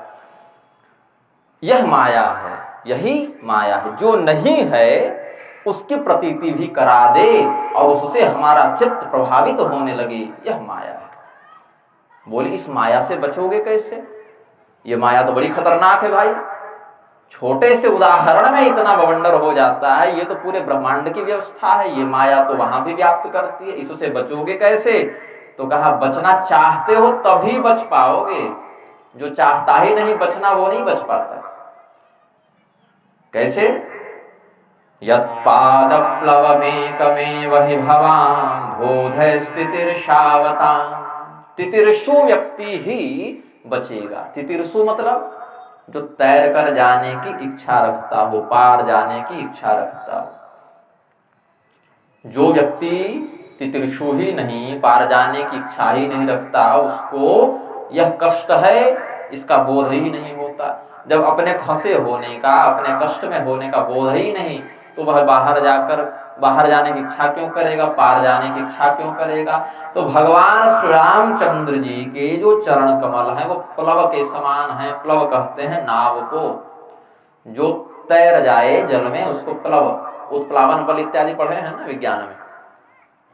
तो उत्प्लावित जो हो जाए उसको प्लव कहते हैं, नाव को कहते हैं। तो भगवान श्री रामचंद्र जी के चरण कमल ऐसे लोगों के लिए जो भवसागर से पार जाना चाहते हैं, सुदृढ़ नौका के समान है, जो भवसागर से पार कर जाए। सुदृढ़ नौका क्यों? एकमात्र नौका क्यों? बाकी नौकाएं क्यों नहीं? क्योंकि बाकी नौकाओं का आश्रय लेकर जीव निकलने का प्रयास कर चुका था, फिर भी फंसा है। यहां से स्वर्ग चला गया तो लगा कि हम पार निकल गए, लेकिन वहां पर जब पुण्य का नाश हुआ तो वापस यहीं आना पड़ा। फिर थोड़ा और सत्कर्म किया, थोड़े और ऊपर के लोक में गए, मह जन तपह इत्यादि लोकों में गए, किंतु वहां से भी एक समय बाद आना पड़ गया। बहुत अधिक सत्कर्म करके ब्रह्मलोक तक पहुंच गए। अब तो पहुंच गए ब्रह्मलोक, अब नहीं वापस आना। लेकिन आप ब्रह्म भुवनान लोका पुनरावर्तिनो अर्जुन, वहां से भी वापस आना पड़ गया। तो नौकाएं हैं बहुत, लेकिन सुदृढ़ नहीं है जो पूरे के पूरे भवसागर से पार करा दे। वो ले तो जाती है यहाँ से, लेकिन बीच में ही कहीं डुबा देती हैं। उनकी शक्ति नहीं कि वो भवसागर से पार करा दे। माम प्राप्य न निवर्तन्ते, भगवान को प्राप्त करके वापस नहीं आना पड़ता, वो पूर्णता से उद्धार कर देते, मोक्ष कर देते, पार ले जाते। इसीलिए कहा यत् पादप्लव मेकमेव हि भवान्, एकम एव अस्ति, एक ही है, दूसरा नहीं। भगवान श्री रामचंद्र जी के चरण कमलों का आश्रय। वंदेहं तमशेष कारण परं रामाक्षमीशम हरिम। संपूर्ण पापों का, कष्टों का हरण करने वाले जो हरि हैं, जो इस पृथ्वी पर श्री राम के नाम से विख्यात हैं, उनको हम प्रणाम करते हैं। ये गोस्वामी जी ने भगवान की स्तुति इस भाव से की है। अब संस्कृत में ग्रंथ का परिचय प्रदान किया। सप्तम श्लोक जो मंगलाचरण का है, देवभाषा में मंगलाचरण का अंतिम श्लोक इस कांड में लक्षित होता है। नाना पुराण निगमागम सम्मतं यत् रामायणे निगदितं क्वचिदन्यतोऽपि स्वान्तः सुखाय तुलसी रघुनाथ गाथा भाषा निबद्धमति मंजुलमातनोति। क्या कहते हैं गोस्वामी जी? नाना पुराण निगमागम सम्मतम यत्, जितने भी पुराण हैं उनके द्वारा यह ग्रंथ समर्थित है, सम्मत है, किसी पुराण के सिद्धांत से इसका विरोध नहीं है। पुराण क्या होता है? पुराणवं नवं भवतीति पुराणम, जो प्राचीन है, पुराना है, किंतु बार बार जो नवीन स्वरूप को धारण करता रहे उसको पुराण कहते हैं। हरेक द्वापर युग के अंत में, जब जब द्वापर युग आता है, सतयुग, त्रेता, द्वापर, कलयुग, ये बहुत बार आते रहते हैं। एक बार सतयुग, त्रेता, द्वापर, कलयुग का जो चक्र है वह चलता है तो मनुष्यों के अनुसार 43,20,000 वर्ष बीत जाते हैं, चारों युगों को मिला के, और ये कई बार होते हैं। तो जितनी बार द्वापर युग का अंत आता है, कोई एक पुण्यात्मा जीव वेद व्यास के पद पर आसीन होकर पुराणों को नवीनीकृत करते रहते हैं।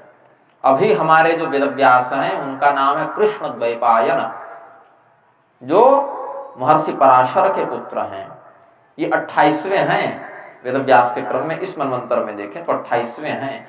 और हमारे वाल्मीकि जी महाराज, जो रामायण के प्रथम लेखक हुए, आदि कवि वाल्मीकि, वे 24वें वेद व्यास थे। 28वें अभी हैं और वो 24वें थे। प्रचेता के पुत्र महर्षि वाल्मीकि 24वें, भृगुवंश में भी उनका एक बार अवतरण हुआ। उनके जन्म की 5-6 कथाएं देखने को शास्त्र में मिलती हैं। शिव पुराण में भी है, कुछ स्कंद पुराण में है, भविष्य पुराण में है, आनंद रामायण में है, अध्यात्म रामायण में है। ये जो उल्टा नाम जपने की बात है ना, मरा मरा वाली बात, ये अध्यात्म रामायण इत्यादि में, और शायद आनंद रामायण में भी इसका वर्णन है। अध्यात्म में तो है, बिल्कुल स्पष्टता से मुझे स्मरण है, वाल्मीकि जी ने स्वयं भगवान को बताया है अपना वृत्तांत। तो भगवान के कोई भी एक दिव्य अवतार, ज्ञान अवतार, पुण्यात्मा ऋषि महर्षि वेद व्यास के पद पर बैठकर बार बार जिस प्राचीन ज्ञान को नवीनीकृत करें, उस ज्ञान को क्या कहते हैं? पुराण। फिर कहा निगमागम सम्मतम, निगम और आगम। भगवती भी कहती हैं महाभागवत में, आगमो निगमश्चैव द्वौबाहु मम शंकर। हे भगवान महादेव, भगवती कहती हैं आगम और निगम ये दोनों मेरी भुजाएं हैं। एक से भी अगर कोई ये हीन हो जाए तो संपूर्ण बल के साथ क्रिया में प्रवृत्त नहीं हो सकता। दोनों हाथ रहेंगे तो क्रिया में अच्छे से लगेगा। निगम और आगम क्या है?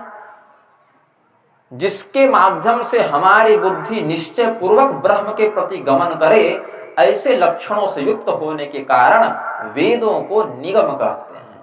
निगम नाम है वेदों का, जिनके माध्यम से निश्चय पूर्वक हमारी बुद्धि ब्रह्म के प्रति गमन करे, उन्हें निगम कहते हैं, ये वेद हैं।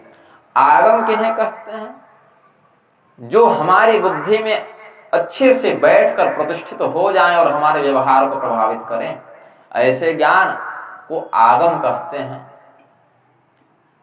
एक और परिभाषा है आगम की, आगतं शिव वक्त्रेभ्यो गतं च गिरिजाश्रुतो मतं श्री वासुदेवस्य तस्मादागम उच्यते।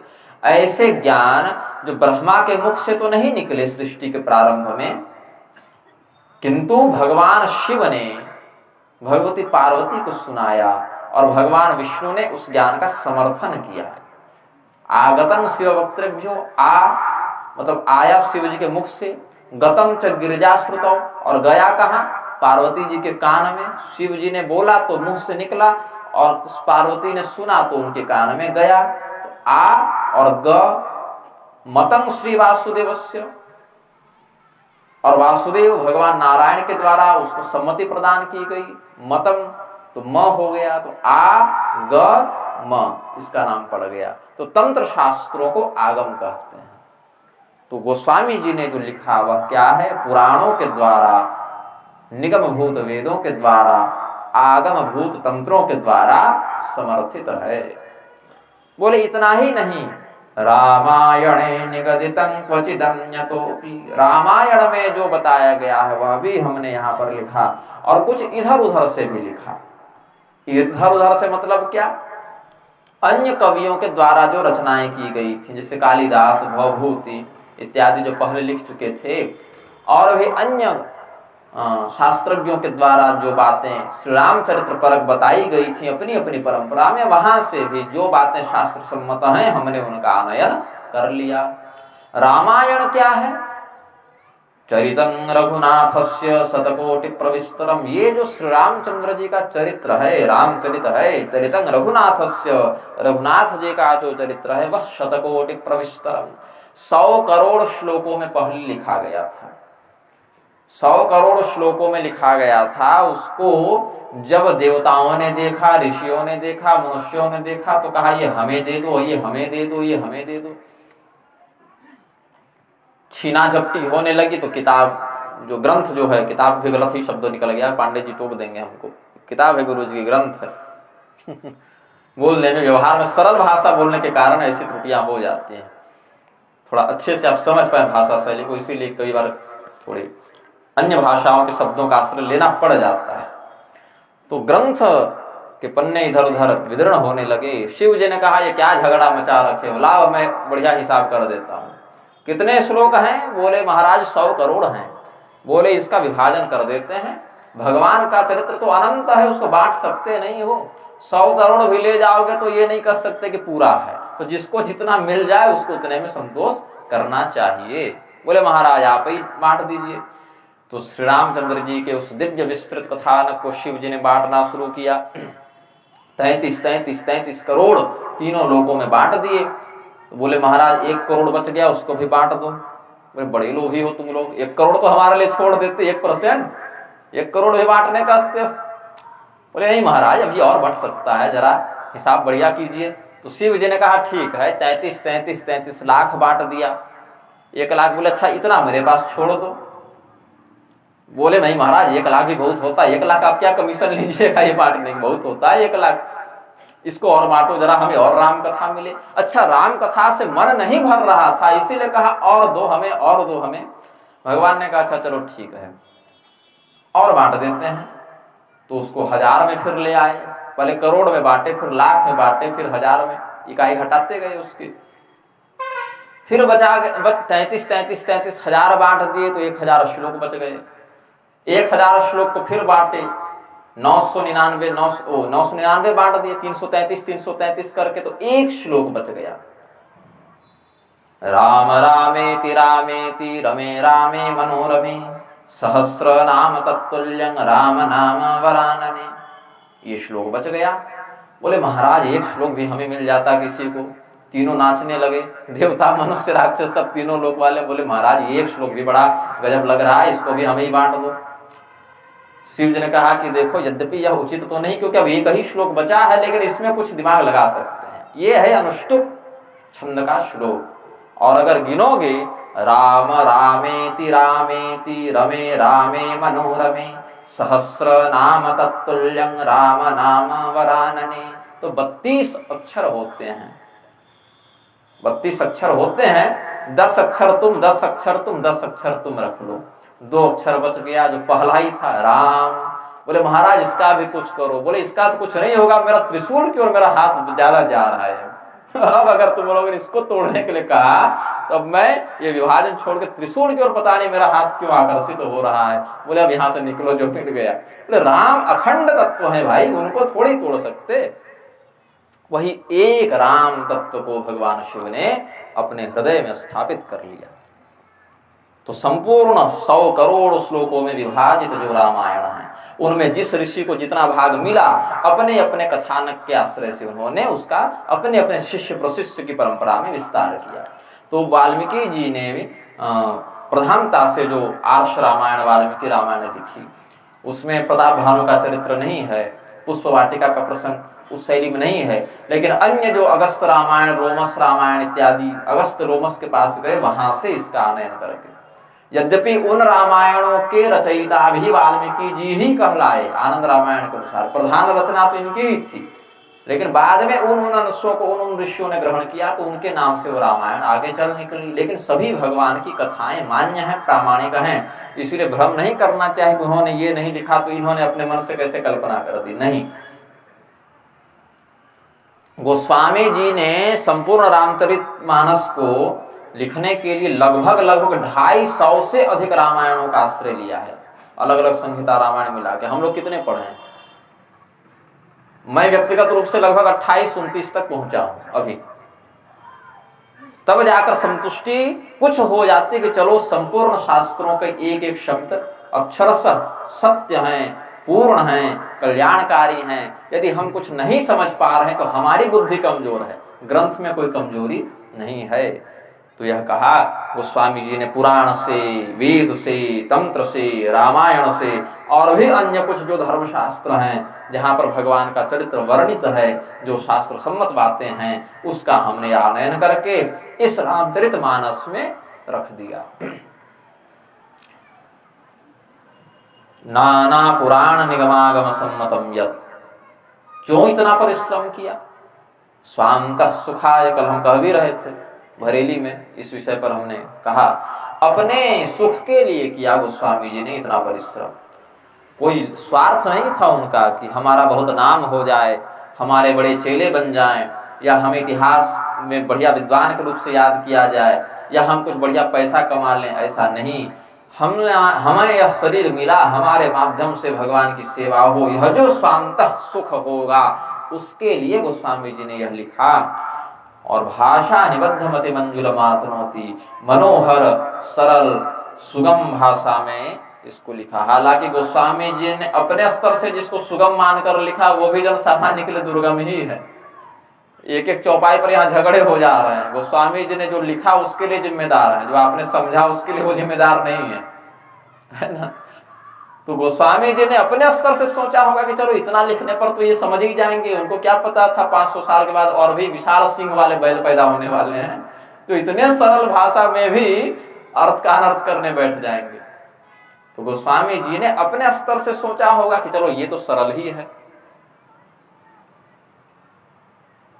तो उनके स्तर पर भी जो सरल था वह जन सामान्य के लिए यद्यपि कठिन है, किंतु इसमें लालित्य का प्रयोग करने से, भगवान की कथा का विन्यास होने से, और सबसे बढ़कर गोस्वामी तुलसीदास जी की जो लोकोपकारिणी भावना है, करुणा है, उसके कारण विद्वान से लेकर अनपढ़ तक हर व्यक्ति मानस जी का समान रूप से सम्मान करता है और समान रूप से लाभान्वित होता है।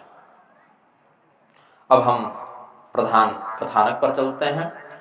सर्वप्रथम हम यह संस्मरण करते हैं, द्वितीय सत्र में भरद्वाज याज्ञवल्क्य संवाद से आगे कथा का विस्तार करेंगे।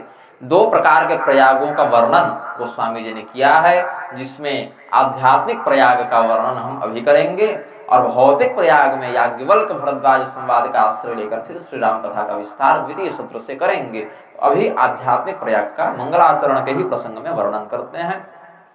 सर्वप्रथम गणपति भगवान का संस्मरण करते हुए, सो जो सुमिरत सिद्धि होय, गणनायक करिवर वदन, करौ अनुग्रह सोय, बुद्धि राशि शुभ गुण सदन। भगवान गणपति का स्वरूप वर्णन किया। करिवर वदन, जिनका मस्तक, करी कहते हैं हाथी को, करिवर गजराज, गज नहीं, गजराज के मस्तक से जिनका स्वरूप सुशोभित होता है, जिनका संस्मरण करने मात्र से समस्त प्रकार की अभिष्ट वस्तुओं की सिद्धि प्राप्त हो जाती है, ऐसे भगवान गणपति हमारे लिए मंगल कार्य सिद्ध हो, हम पर अनुग्रह करें। यह पुनः वंदना करते हुए, प्रारंभ में तो वंदे वाणी विनायक को कहा ही था, लेकिन संस्कृत मंगलाचरण का एक जो भाग है वह पूर्ण हो गया। अब मुख्य भाषा जो गोस्वामी जी की है उस भाषा में, शैली में वर्णन कर रहे हैं, इसलिए पुनः संस्मरण किया। ये जो श्लोक है ये गोस्वामी जी ने मुहूर्त वृंदावन ग्रंथ से लिया है।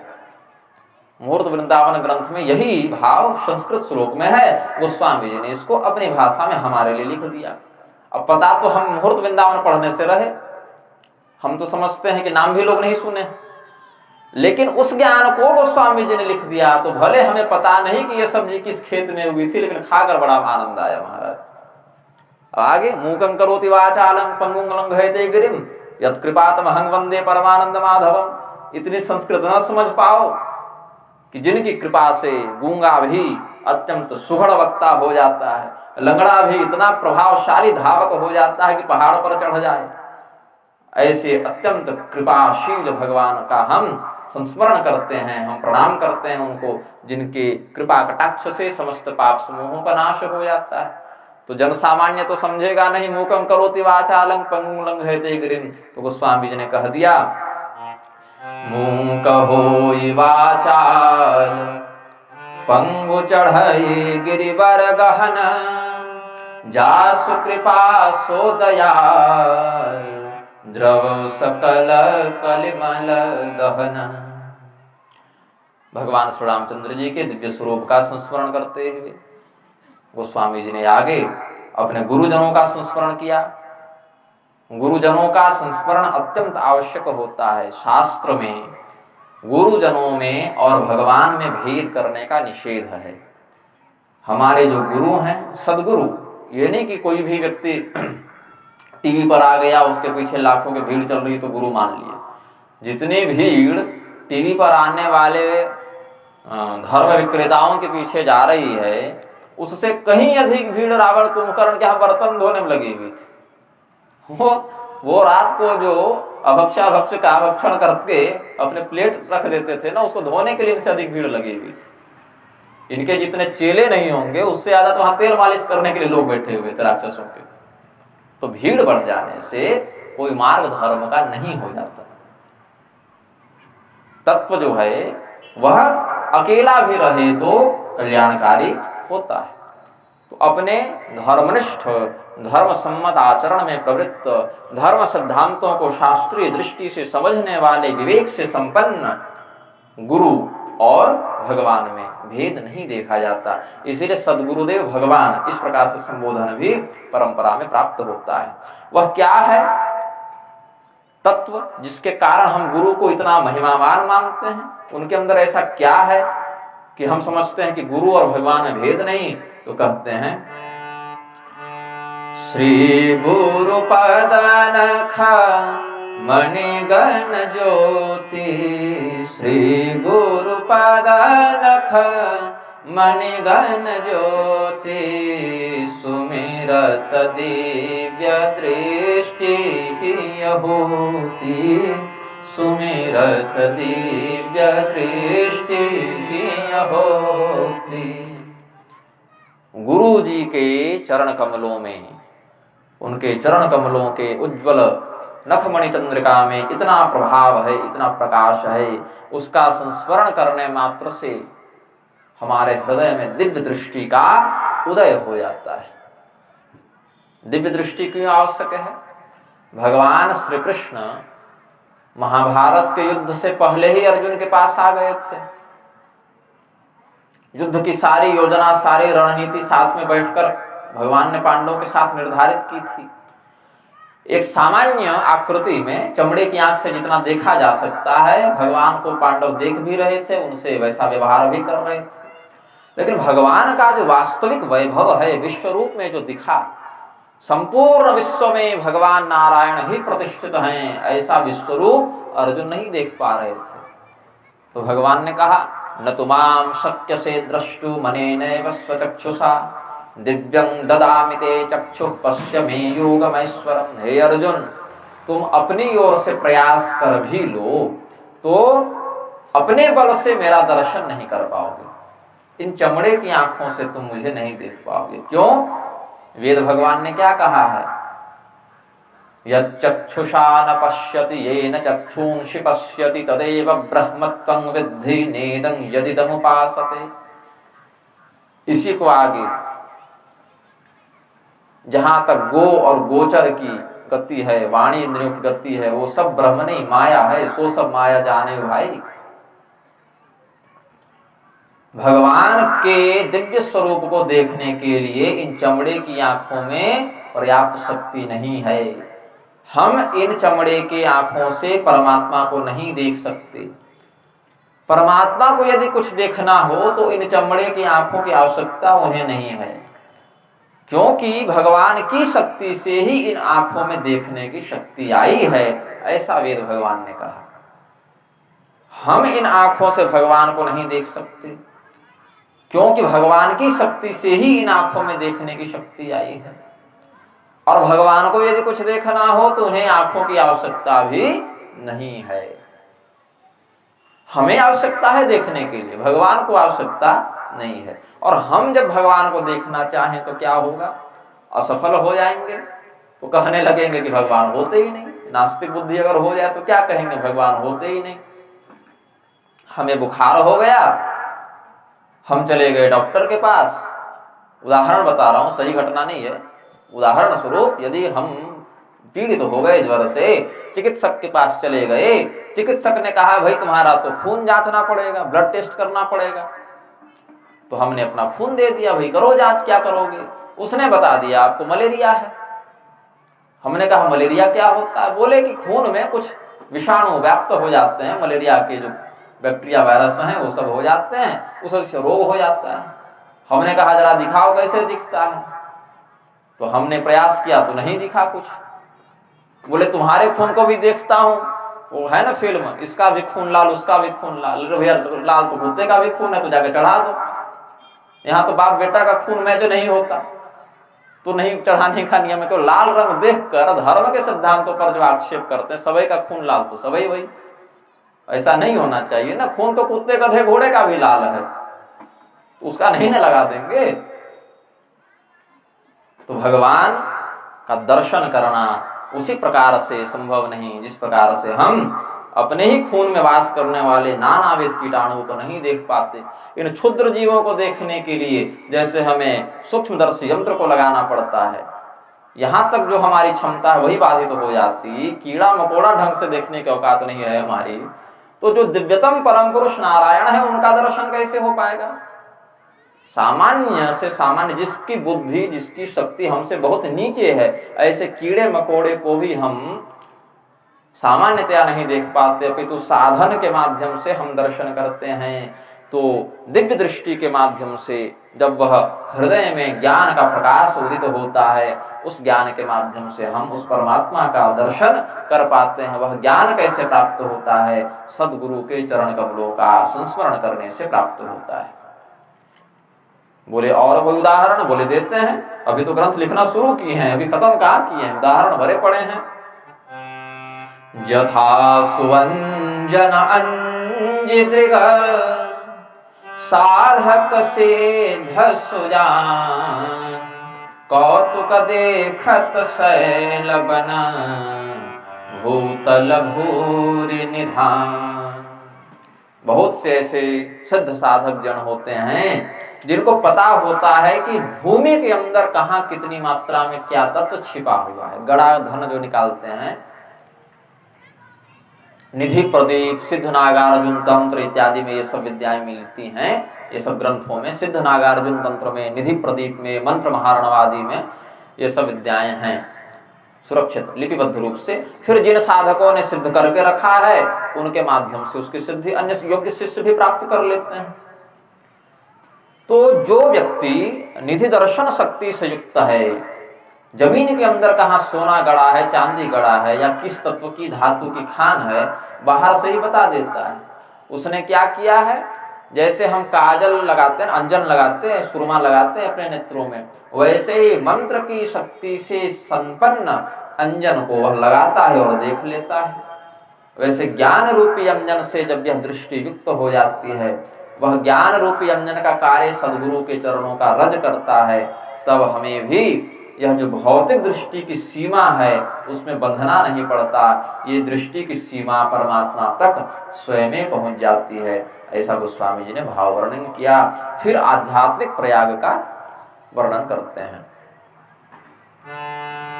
मुद मंगलमय संत समाजू, मुद मंगलमय संत समाजू, जो जग जंगम तीरथ राजू, जो जग जंगम तीरथ राजू, राम भक्ति जहाँ सुर सरिधारा, राम भक्ति जहाँ सुर सरिधारा, सरसई ब्रह्म विचार प्रचारा, सरसई ब्रह्म विचार प्रचारा। वो स्वामी जी वर्णन करते हैं, जैसे इस पृथ्वी पर भौतिक रूप से भी एक क्षेत्र है जिसकी प्रयाग संज्ञा है, हम उसको प्रयागराज के नाम से जानते हैं, ऐसे प्रयाग नदियों के संगम को सामान्यतया कह देते हैं। आप बद्रीनाथ भगवान की ओर जाएंगे तो पंच प्रयाग का क्षेत्र मिलता है। विष्णु प्रयाग है, कर्ण प्रयाग है, रुद्र प्रयाग है, देव प्रयाग है, नंद प्रयाग भी शायद देखे ना कोई, 5 प्रयाग ऐसे हैं उधर। और थोड़ा और आगे बढ़ेंगे तो केशव प्रयाग है, जहां अलकनंदा सरस्वती का संगम है, माना गांव के पास केशव प्रयाग भी है। तो नदियों का संगम जहां हो उसको सामान्यतः प्रयाग के नाम से जानते हैं। ये प्रयागराज हैं, जो जहां भी मेला लगा माघ का हर वर्ष लगता है, वो प्रयागराज है या तीर्थराज प्रयाग है। राज शब्द लगाना है, सतीर्थराजो जयति प्रयाग, या तो प्रयागराज कह दीजिए या तीर्थराज प्रयाग कह दीजिए, राज शब्द का विशेषण वहां लगेगा। तो जिस प्रकार से इस भौतिक प्रयागराज में अलग अलग विचारधारा, संप्रदाय, साधना पद्धति, दर्शन पद्धति से युक्त संत महात्मा जुटते हैं और एक दूसरे के ज्ञान विज्ञान से लाभान्वित होकर धर्म चर्चा करते हैं, वैसे यह भी एक प्रकार से जंगम प्रयाग है। जंगम मतलब जो चलता फिरता प्रयाग है। भगवान की जो कथा का वर्णन महात्मा करते हैं ग्रंथराज का, उसमें कहा यह जंगम तीर्थराज प्रयाग है। वह प्रयाग कहीं आता जाता नहीं, यह प्रयाग कहीं भी आप उठाकर ले जा सकते हैं। राम भक्ति जहां सुरसरि धारा, सरसई ब्रह्म विचार प्रचारा। भगवान श्री रामचंद्र जी की भक्ति ही सर्व कलिमल नाशिनी भगवती गंगा के समान जानना चाहिए। अब गंगा यमुना सरस्वती का भी वहां सम्मिलन दिखाना पड़ेगा, तब ना प्रयाग बनेंगे। तो गंगा जी क्या है? भगवान श्री रामचंद्र जी की जो भक्ति है वही सुरसरी धारा, देव नदी, स्वर नदी गंगा जी है। भगवान श्री रामचंद्र जी की भक्ति कहाँ वास करती है? भगवान शिव के अंदर। और गंगा जी को भी भगवान शिव ने अपनी जटाओं में स्थान दे रखा है। तो भगवान श्री रामचंद्र जी की भक्ति वास कहाँ करती है? ऐसे तो भक्ति का निवास स्थान भक्तजनों के हृदय में बताया गया। भागवत इत्यादि का जो महात्म्य पद्म पुराण में वर्णित है, जब नारद मुनि भगवती भक्ति के कष्ट को दूर करने के लिए प्रयास करते हैं, फिर सफल भी हो जाते हैं, तो जब सनत कुमारों ने भागवत सुना रहे थे, उस स्थिति में भक्ति देवी को कहा कि आप हृदय में वास करें। भगवान शिव के हृदय में कौन वास करते हैं? भगवान शिव के हृदय में वास करते हैं उपनिषदों के अनुसार रुद्रस्य हृदय विष्णु। भगवान शिव के हृदय में भगवान नारायण का वास है। नारायण का वास हो गया भगवान शिव के अंदर, कहा? हृदय में। तो भक्ति देवी ने कहा भैया हम कहाँ जाएं? नारायण का वास तो हृदय में हो गया, हमें तो कहा गया था कि तुम्हें वास करना है भक्तों के हृदय में। हम भक्त के हृदय में आ गए तो भगवान यहाँ कब्जा किए बैठे हैं। बोले नारायण रहते हैं शिव जी के हृदय में, तो हम कहाँ जाएं? बोले तुम शिव जी के माथे पर चली जाओ। क्यों? ज्ञान रहता है मस्तिष्क में, ज्ञान मस्तिष्क में रहता है। और हमारा सबसे प्रिय भक्त कौन हो? जो ज्ञानी हो, क्योंकि ज्ञानी भक्त को भगवान ने अपना ही स्वरूप बताया है, ज्ञानी तात्मयो में मतम। और भगवान रुद्र को भी भगवान नारायण ने अपना ही स्वरूप बताया, बोले ये परम ज्ञानी भक्त हैं। भगवान शिव इतने बड़े ज्ञानी हैं कि उनकी कोई आराधना करे तो उसको भी ज्ञान दे देते हैं। ज्ञानं महेश्वरादीक्षित मोक्षमुख्य जनार्दनात्। जब भगवान शिव से व्यक्ति ज्ञान प्राप्त कर लेता है तो भगवान नारायण से उसे मुक्ति भी मिल जाती है। तो कहा भगवान नारायण के तो परम भक्त हैं शिव जी, और परम भक्त ही परम ज्ञानी होता है। तेषां ज्ञाने नित्य युक्त एक भक्तिर विशिष्यते, क्योंकि वह एक भक्ति अनन्य भक्ति से युक्त होता है। तो भगवान नारायण की अनन्य भक्ति से युक्त होने के कारण भगवान शिव ज्ञानी हुए, तो उनकी भक्ति देवी ने ज्ञान का स्वरूप धारण करके उनके मस्तिष्क में वास कर लिया, माथे पर वास किया, और माथे में गंगा जी भी वास करती हैं। इसी रहस्य के कारण हम समझते हैं, गोस्वामी जी ने लिखा, राम भक्ति जहां सुरसरी धारा। भगवान श्री रामचंद्र जी की भक्ति ही यहाँ पर गंगा जी के समान है। सरसई ब्रह्म विचार प्रचारा। भगवती सरस्वती निरंतर प्रवाहमान जो हैं, ऐसी भगवती सरस्वती ही ब्रह्म विचार का प्रतीक है। यहाँ पर जो ब्रह्म विचार किया गया है, ब्रह्म मंथन किया गया है, भगवत तत्व की परिचर्चा की गई है, वह परिचर्चा ही सरस्वती जी है। फिर कहा यमुना जी क्या है? जब गंगा है, सरस्वती है, तो यमुना जी भी हैं, तभी तो प्रयागराज का निर्माण होगा।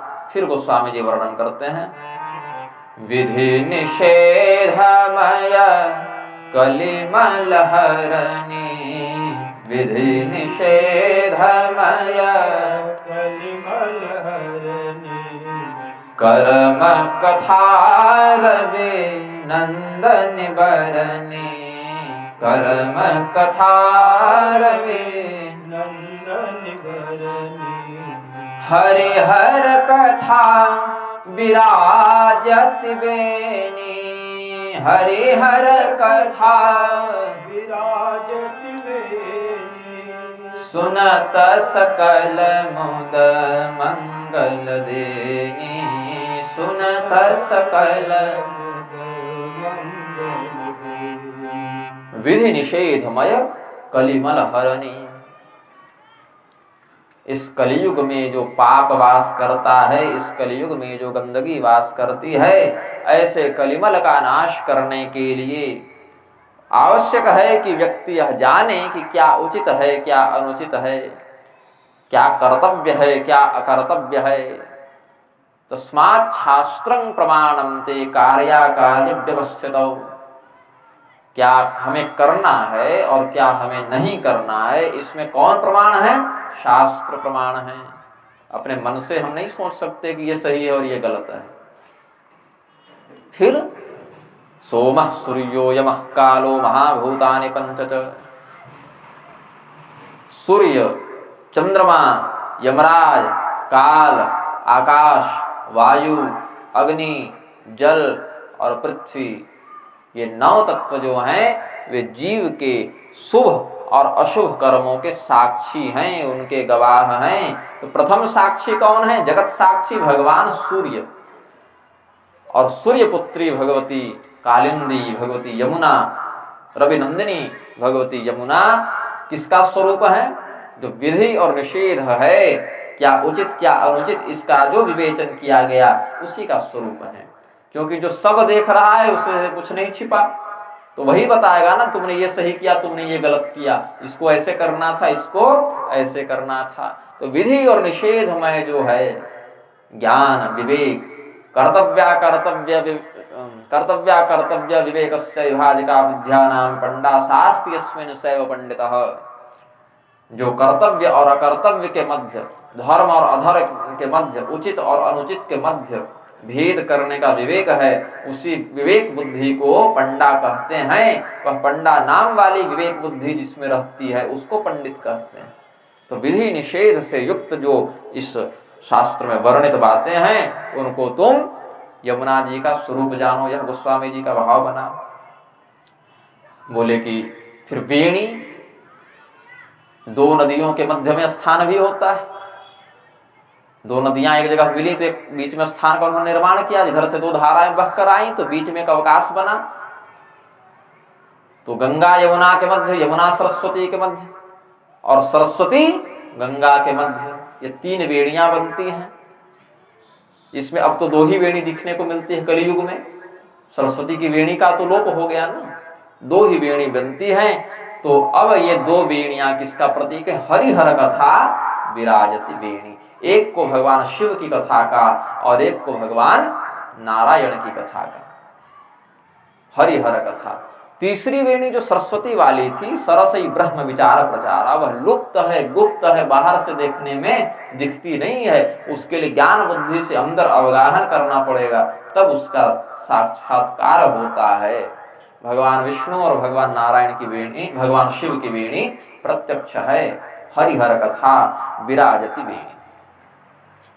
बोले इस प्रकार से भगवान की कथा को ही संपूर्ण पापों का नाश करने वाले तीर्थराज प्रयाग का रूपक बनाते हुए गोस्वामी तुलसीदास ने वर्णन किया। और अंत में बहुत ही सुंदर, जो बहुत प्रसिद्ध चौपाई भी है मानस जी की, बहुत सुंदर उपदेश किया हम जीवों पर कल्याण करने के लिए। बिनु सतसंग विवेकन होई बिनु सतसंग, विवेकन होई राम कृपा बिनु सुलभन सोई, राम कृपा बिनु सुलभन सोई सतसंगत मुद मंगल मूला, सतसंगत मुद मंगल मूला सोई फल सिद्धि सब साधन फूला, सोई फल सिद्धि सब साधन फूला। यह जो सत्संग लाभ तीर्थराज प्रयाग में मिलता है, इस आध्यात्मिक प्रयागराज में जो सत्संग लाभ मिलता है सज्जनों को, वह ऐसे नहीं मिल जाता कि गए और मिल गए। प्रयाग में व्यक्ति चला भी जाए तो आवश्यक नहीं धर्म करके ही लौटेगा, वहां पर जाने के बाद ही प्रभुत प्रपंच देखने को मिल सकते हैं। इसीलिए सतर्कता पूर्वक धर्म का आचरण करना चाहिए, तब भगवान की कृपा प्राप्त होती है। भगवत कृपा के बाद ही सत्संगति मिलती है। ऐसे सोते जाते जागते कोई सत्संगति का लाभ प्राप्त नहीं कर सकता। सत्संगति के बिना विवेक का उदय होना संभव नहीं है, क्योंकि यदि सत्संगति के बिना ही विवेक का उदय हो जाता तो कोई व्यक्ति अविवेकी नहीं होता। ऐसे ही वह विवेकपूर्ण निर्णय ले लेता, संसार में कोई अधर्म ही नहीं होता। लेकिन विवेक भी बड़ा दुर्लभ है, विवेक ऐसे सोते जागते प्राप्त नहीं हो जाता, उसके लिए सत्संगति की आवश्यकता है। सत्संगति भी ऐसे ही नहीं मिल जाती, उसके लिए भगवत कृपा की आवश्यकता है। भगवत कृपा के लिए क्या करो? भगवत कृपा के लिए दो बातें प्रधान हैं। पहला निर्मल हृदय, दूसरा निर्मल आचरण। दोनों में अंतर है। हो सकता है कोई व्यक्ति का हृदय निर्मल हो, अंदर से छल कपट नहीं करता हो, किंतु उसका धर्माचरण में मन नहीं लगता हो, आलस के कारण, प्रमाद के कारण, ऐसा हो सकता है। और कोई व्यक्ति ऐसा हो जो बाहर से तो बड़ा सुंदर पूजा पाठ धर्माचरण करे, खूब व्रत दान तपस्या किया करे, यज्ञ इत्यादि किया करे, किंतु हृदय में छल कपट भरा हुआ हो। तो दोनों ही स्थिति में ऐसे व्यक्ति को कल्याण नहीं मिलता।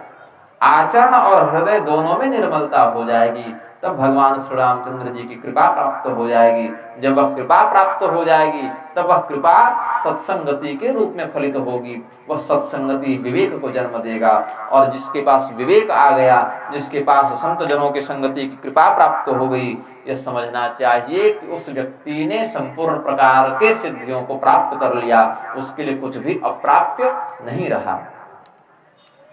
तो सदाचरण और सच्चिंतन, हृदय में भी सत्य का वास हो, आचरण में भी सत्य का वास हो, तब भगवान ऐसे भक्त पर कृपा कर देते हैं।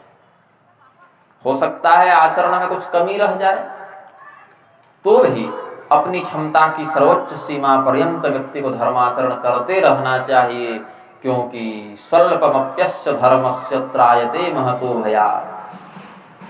अल्प मात्रा में भी निष्ठापूर्वक आचरित धर्म व्यक्ति को बड़े से बड़े संकट से बचा ले जाता है।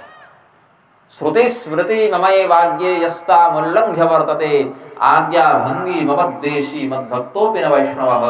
भगवान नारायण स्वयं कहते हैं, वेद की मर्यादा वैदिक आज्ञा, स्मृति की मर्यादा स्मार्त आज्ञा, इनको तुमको ग्रंथ में लिखा हुआ अक्षर मात्र मत समझना कि किसी ने छाप दिया तो हम मान लें, ऐसा नहीं। ये हमारी ही आज्ञा है, वेद स्मृति इत्यादि, उनसे सम्मत पुराण तंत्र आदि हमारी ही आज्ञा है, ऐसा समझना, और उनमें वर्णित धर्मशास्त्रीय अनुशासन के आधार पर आचरण करना।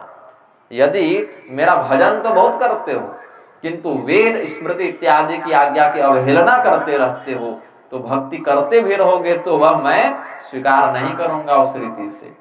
मद्भक्तोपि न वैष्णवः, तुम अपने आप को मेरा भक्त मान सकते हो, मैं उसको विष्णु का भक्त नहीं मानता, ऐसा भगवान ने कहा। तो निर्मल हृदय हो यह तो अत्यंत अनिवार्य है। आचरण भी शास्त्र सम्मत होना चाहिए। शास्त्र सम्मत आचरण में जहां त्रुटि दिखाई पड़े वहां संत जनों से, आचार्य जनों से पूछ लेना चाहिए। और यदि वह नियम बहुत कठिन प्रतीत हो तो आपद धर्म युग धर्मादि के अनुसार अपने शक्ति का समीक्षण करके जितनी शक्ति उपलब्ध है, जितना संसाधन उपलब्ध है, उसके आधार पर उसका प्रयोग करते रहना चाहिए। तब जाकर भगवान की कृपा प्राप्त होती है। एक बार भगवत कृपा प्राप्त हो गई तो सत्संगति की भी प्राप्ति होती है, और सत्संगति की प्राप्ति हो गई तो विवेक का उदय होगा। विवेक जिसके पास आ गया उस व्यक्ति का सर्वविध कल्याण हो जाता है। गोस्वामी जी ने इस प्रकार से आध्यात्मिक प्रयाग का वर्णन किया। ये सत्र कितने बजे तक चलाने का आपका विचार है, उसी के आधार पर प्रसंग का निर्माण करेंगे, क्योंकि 5 बज गए हैं। अब अगर 5 बजे तक का ही है ना, फिर आगे कथा भरद्वाज आगे और संवाद पर अभी अगर घुस जाएं तो फिर वह विषय आगे बढ़ जाएगा। तो अगले सत्र में उस कथा कहते हैं 3 से 5 और उधर 7 से 9, क्या विचार है? 8 से 10, 9:30 तक, ठीक है, ठीक है। तो शेष प्रसंग पर उपाख्यान परक अब लेकर चलूंगा। अभी सिद्धांत परक थोड़ी नींव बना दिया हूँ, नींव में ज्यादा मेहनत लगती है। एक बार नींव बन जाए, ऊपर कुछ आ जाए तो दीवारें जल्दी जल्दी बन जाती हैं। फिर तो प्रथम सत्र में हमने सिद्धांत की नींव डाल दी है, ज्ञान परक नींव डाल दी है। अब भक्ति परक उपाख्यानों को लेकर शेष सत्रों में व्याख्यान करेंगे। भगवान नाम संकीर्तन थोड़ा कर लें। श्री राम जय राम जय जय राम, श्री राम श्री राम जय राम जय जय राम, श्री राम श्री राम जय राम जय जय राम, श्री राम श्री राम जय राम जय जय राम, श्री राम श्री राम जय राम जय जय राम, श्री राम श्री राम जय राम जय जय राम, श्री राम प्रेम से बोलिए आनंद कंद भगवान की जय, सियावर रामचंद्र की जय, पवन सुत हनुमान की जय, उमापति महादेव की जय।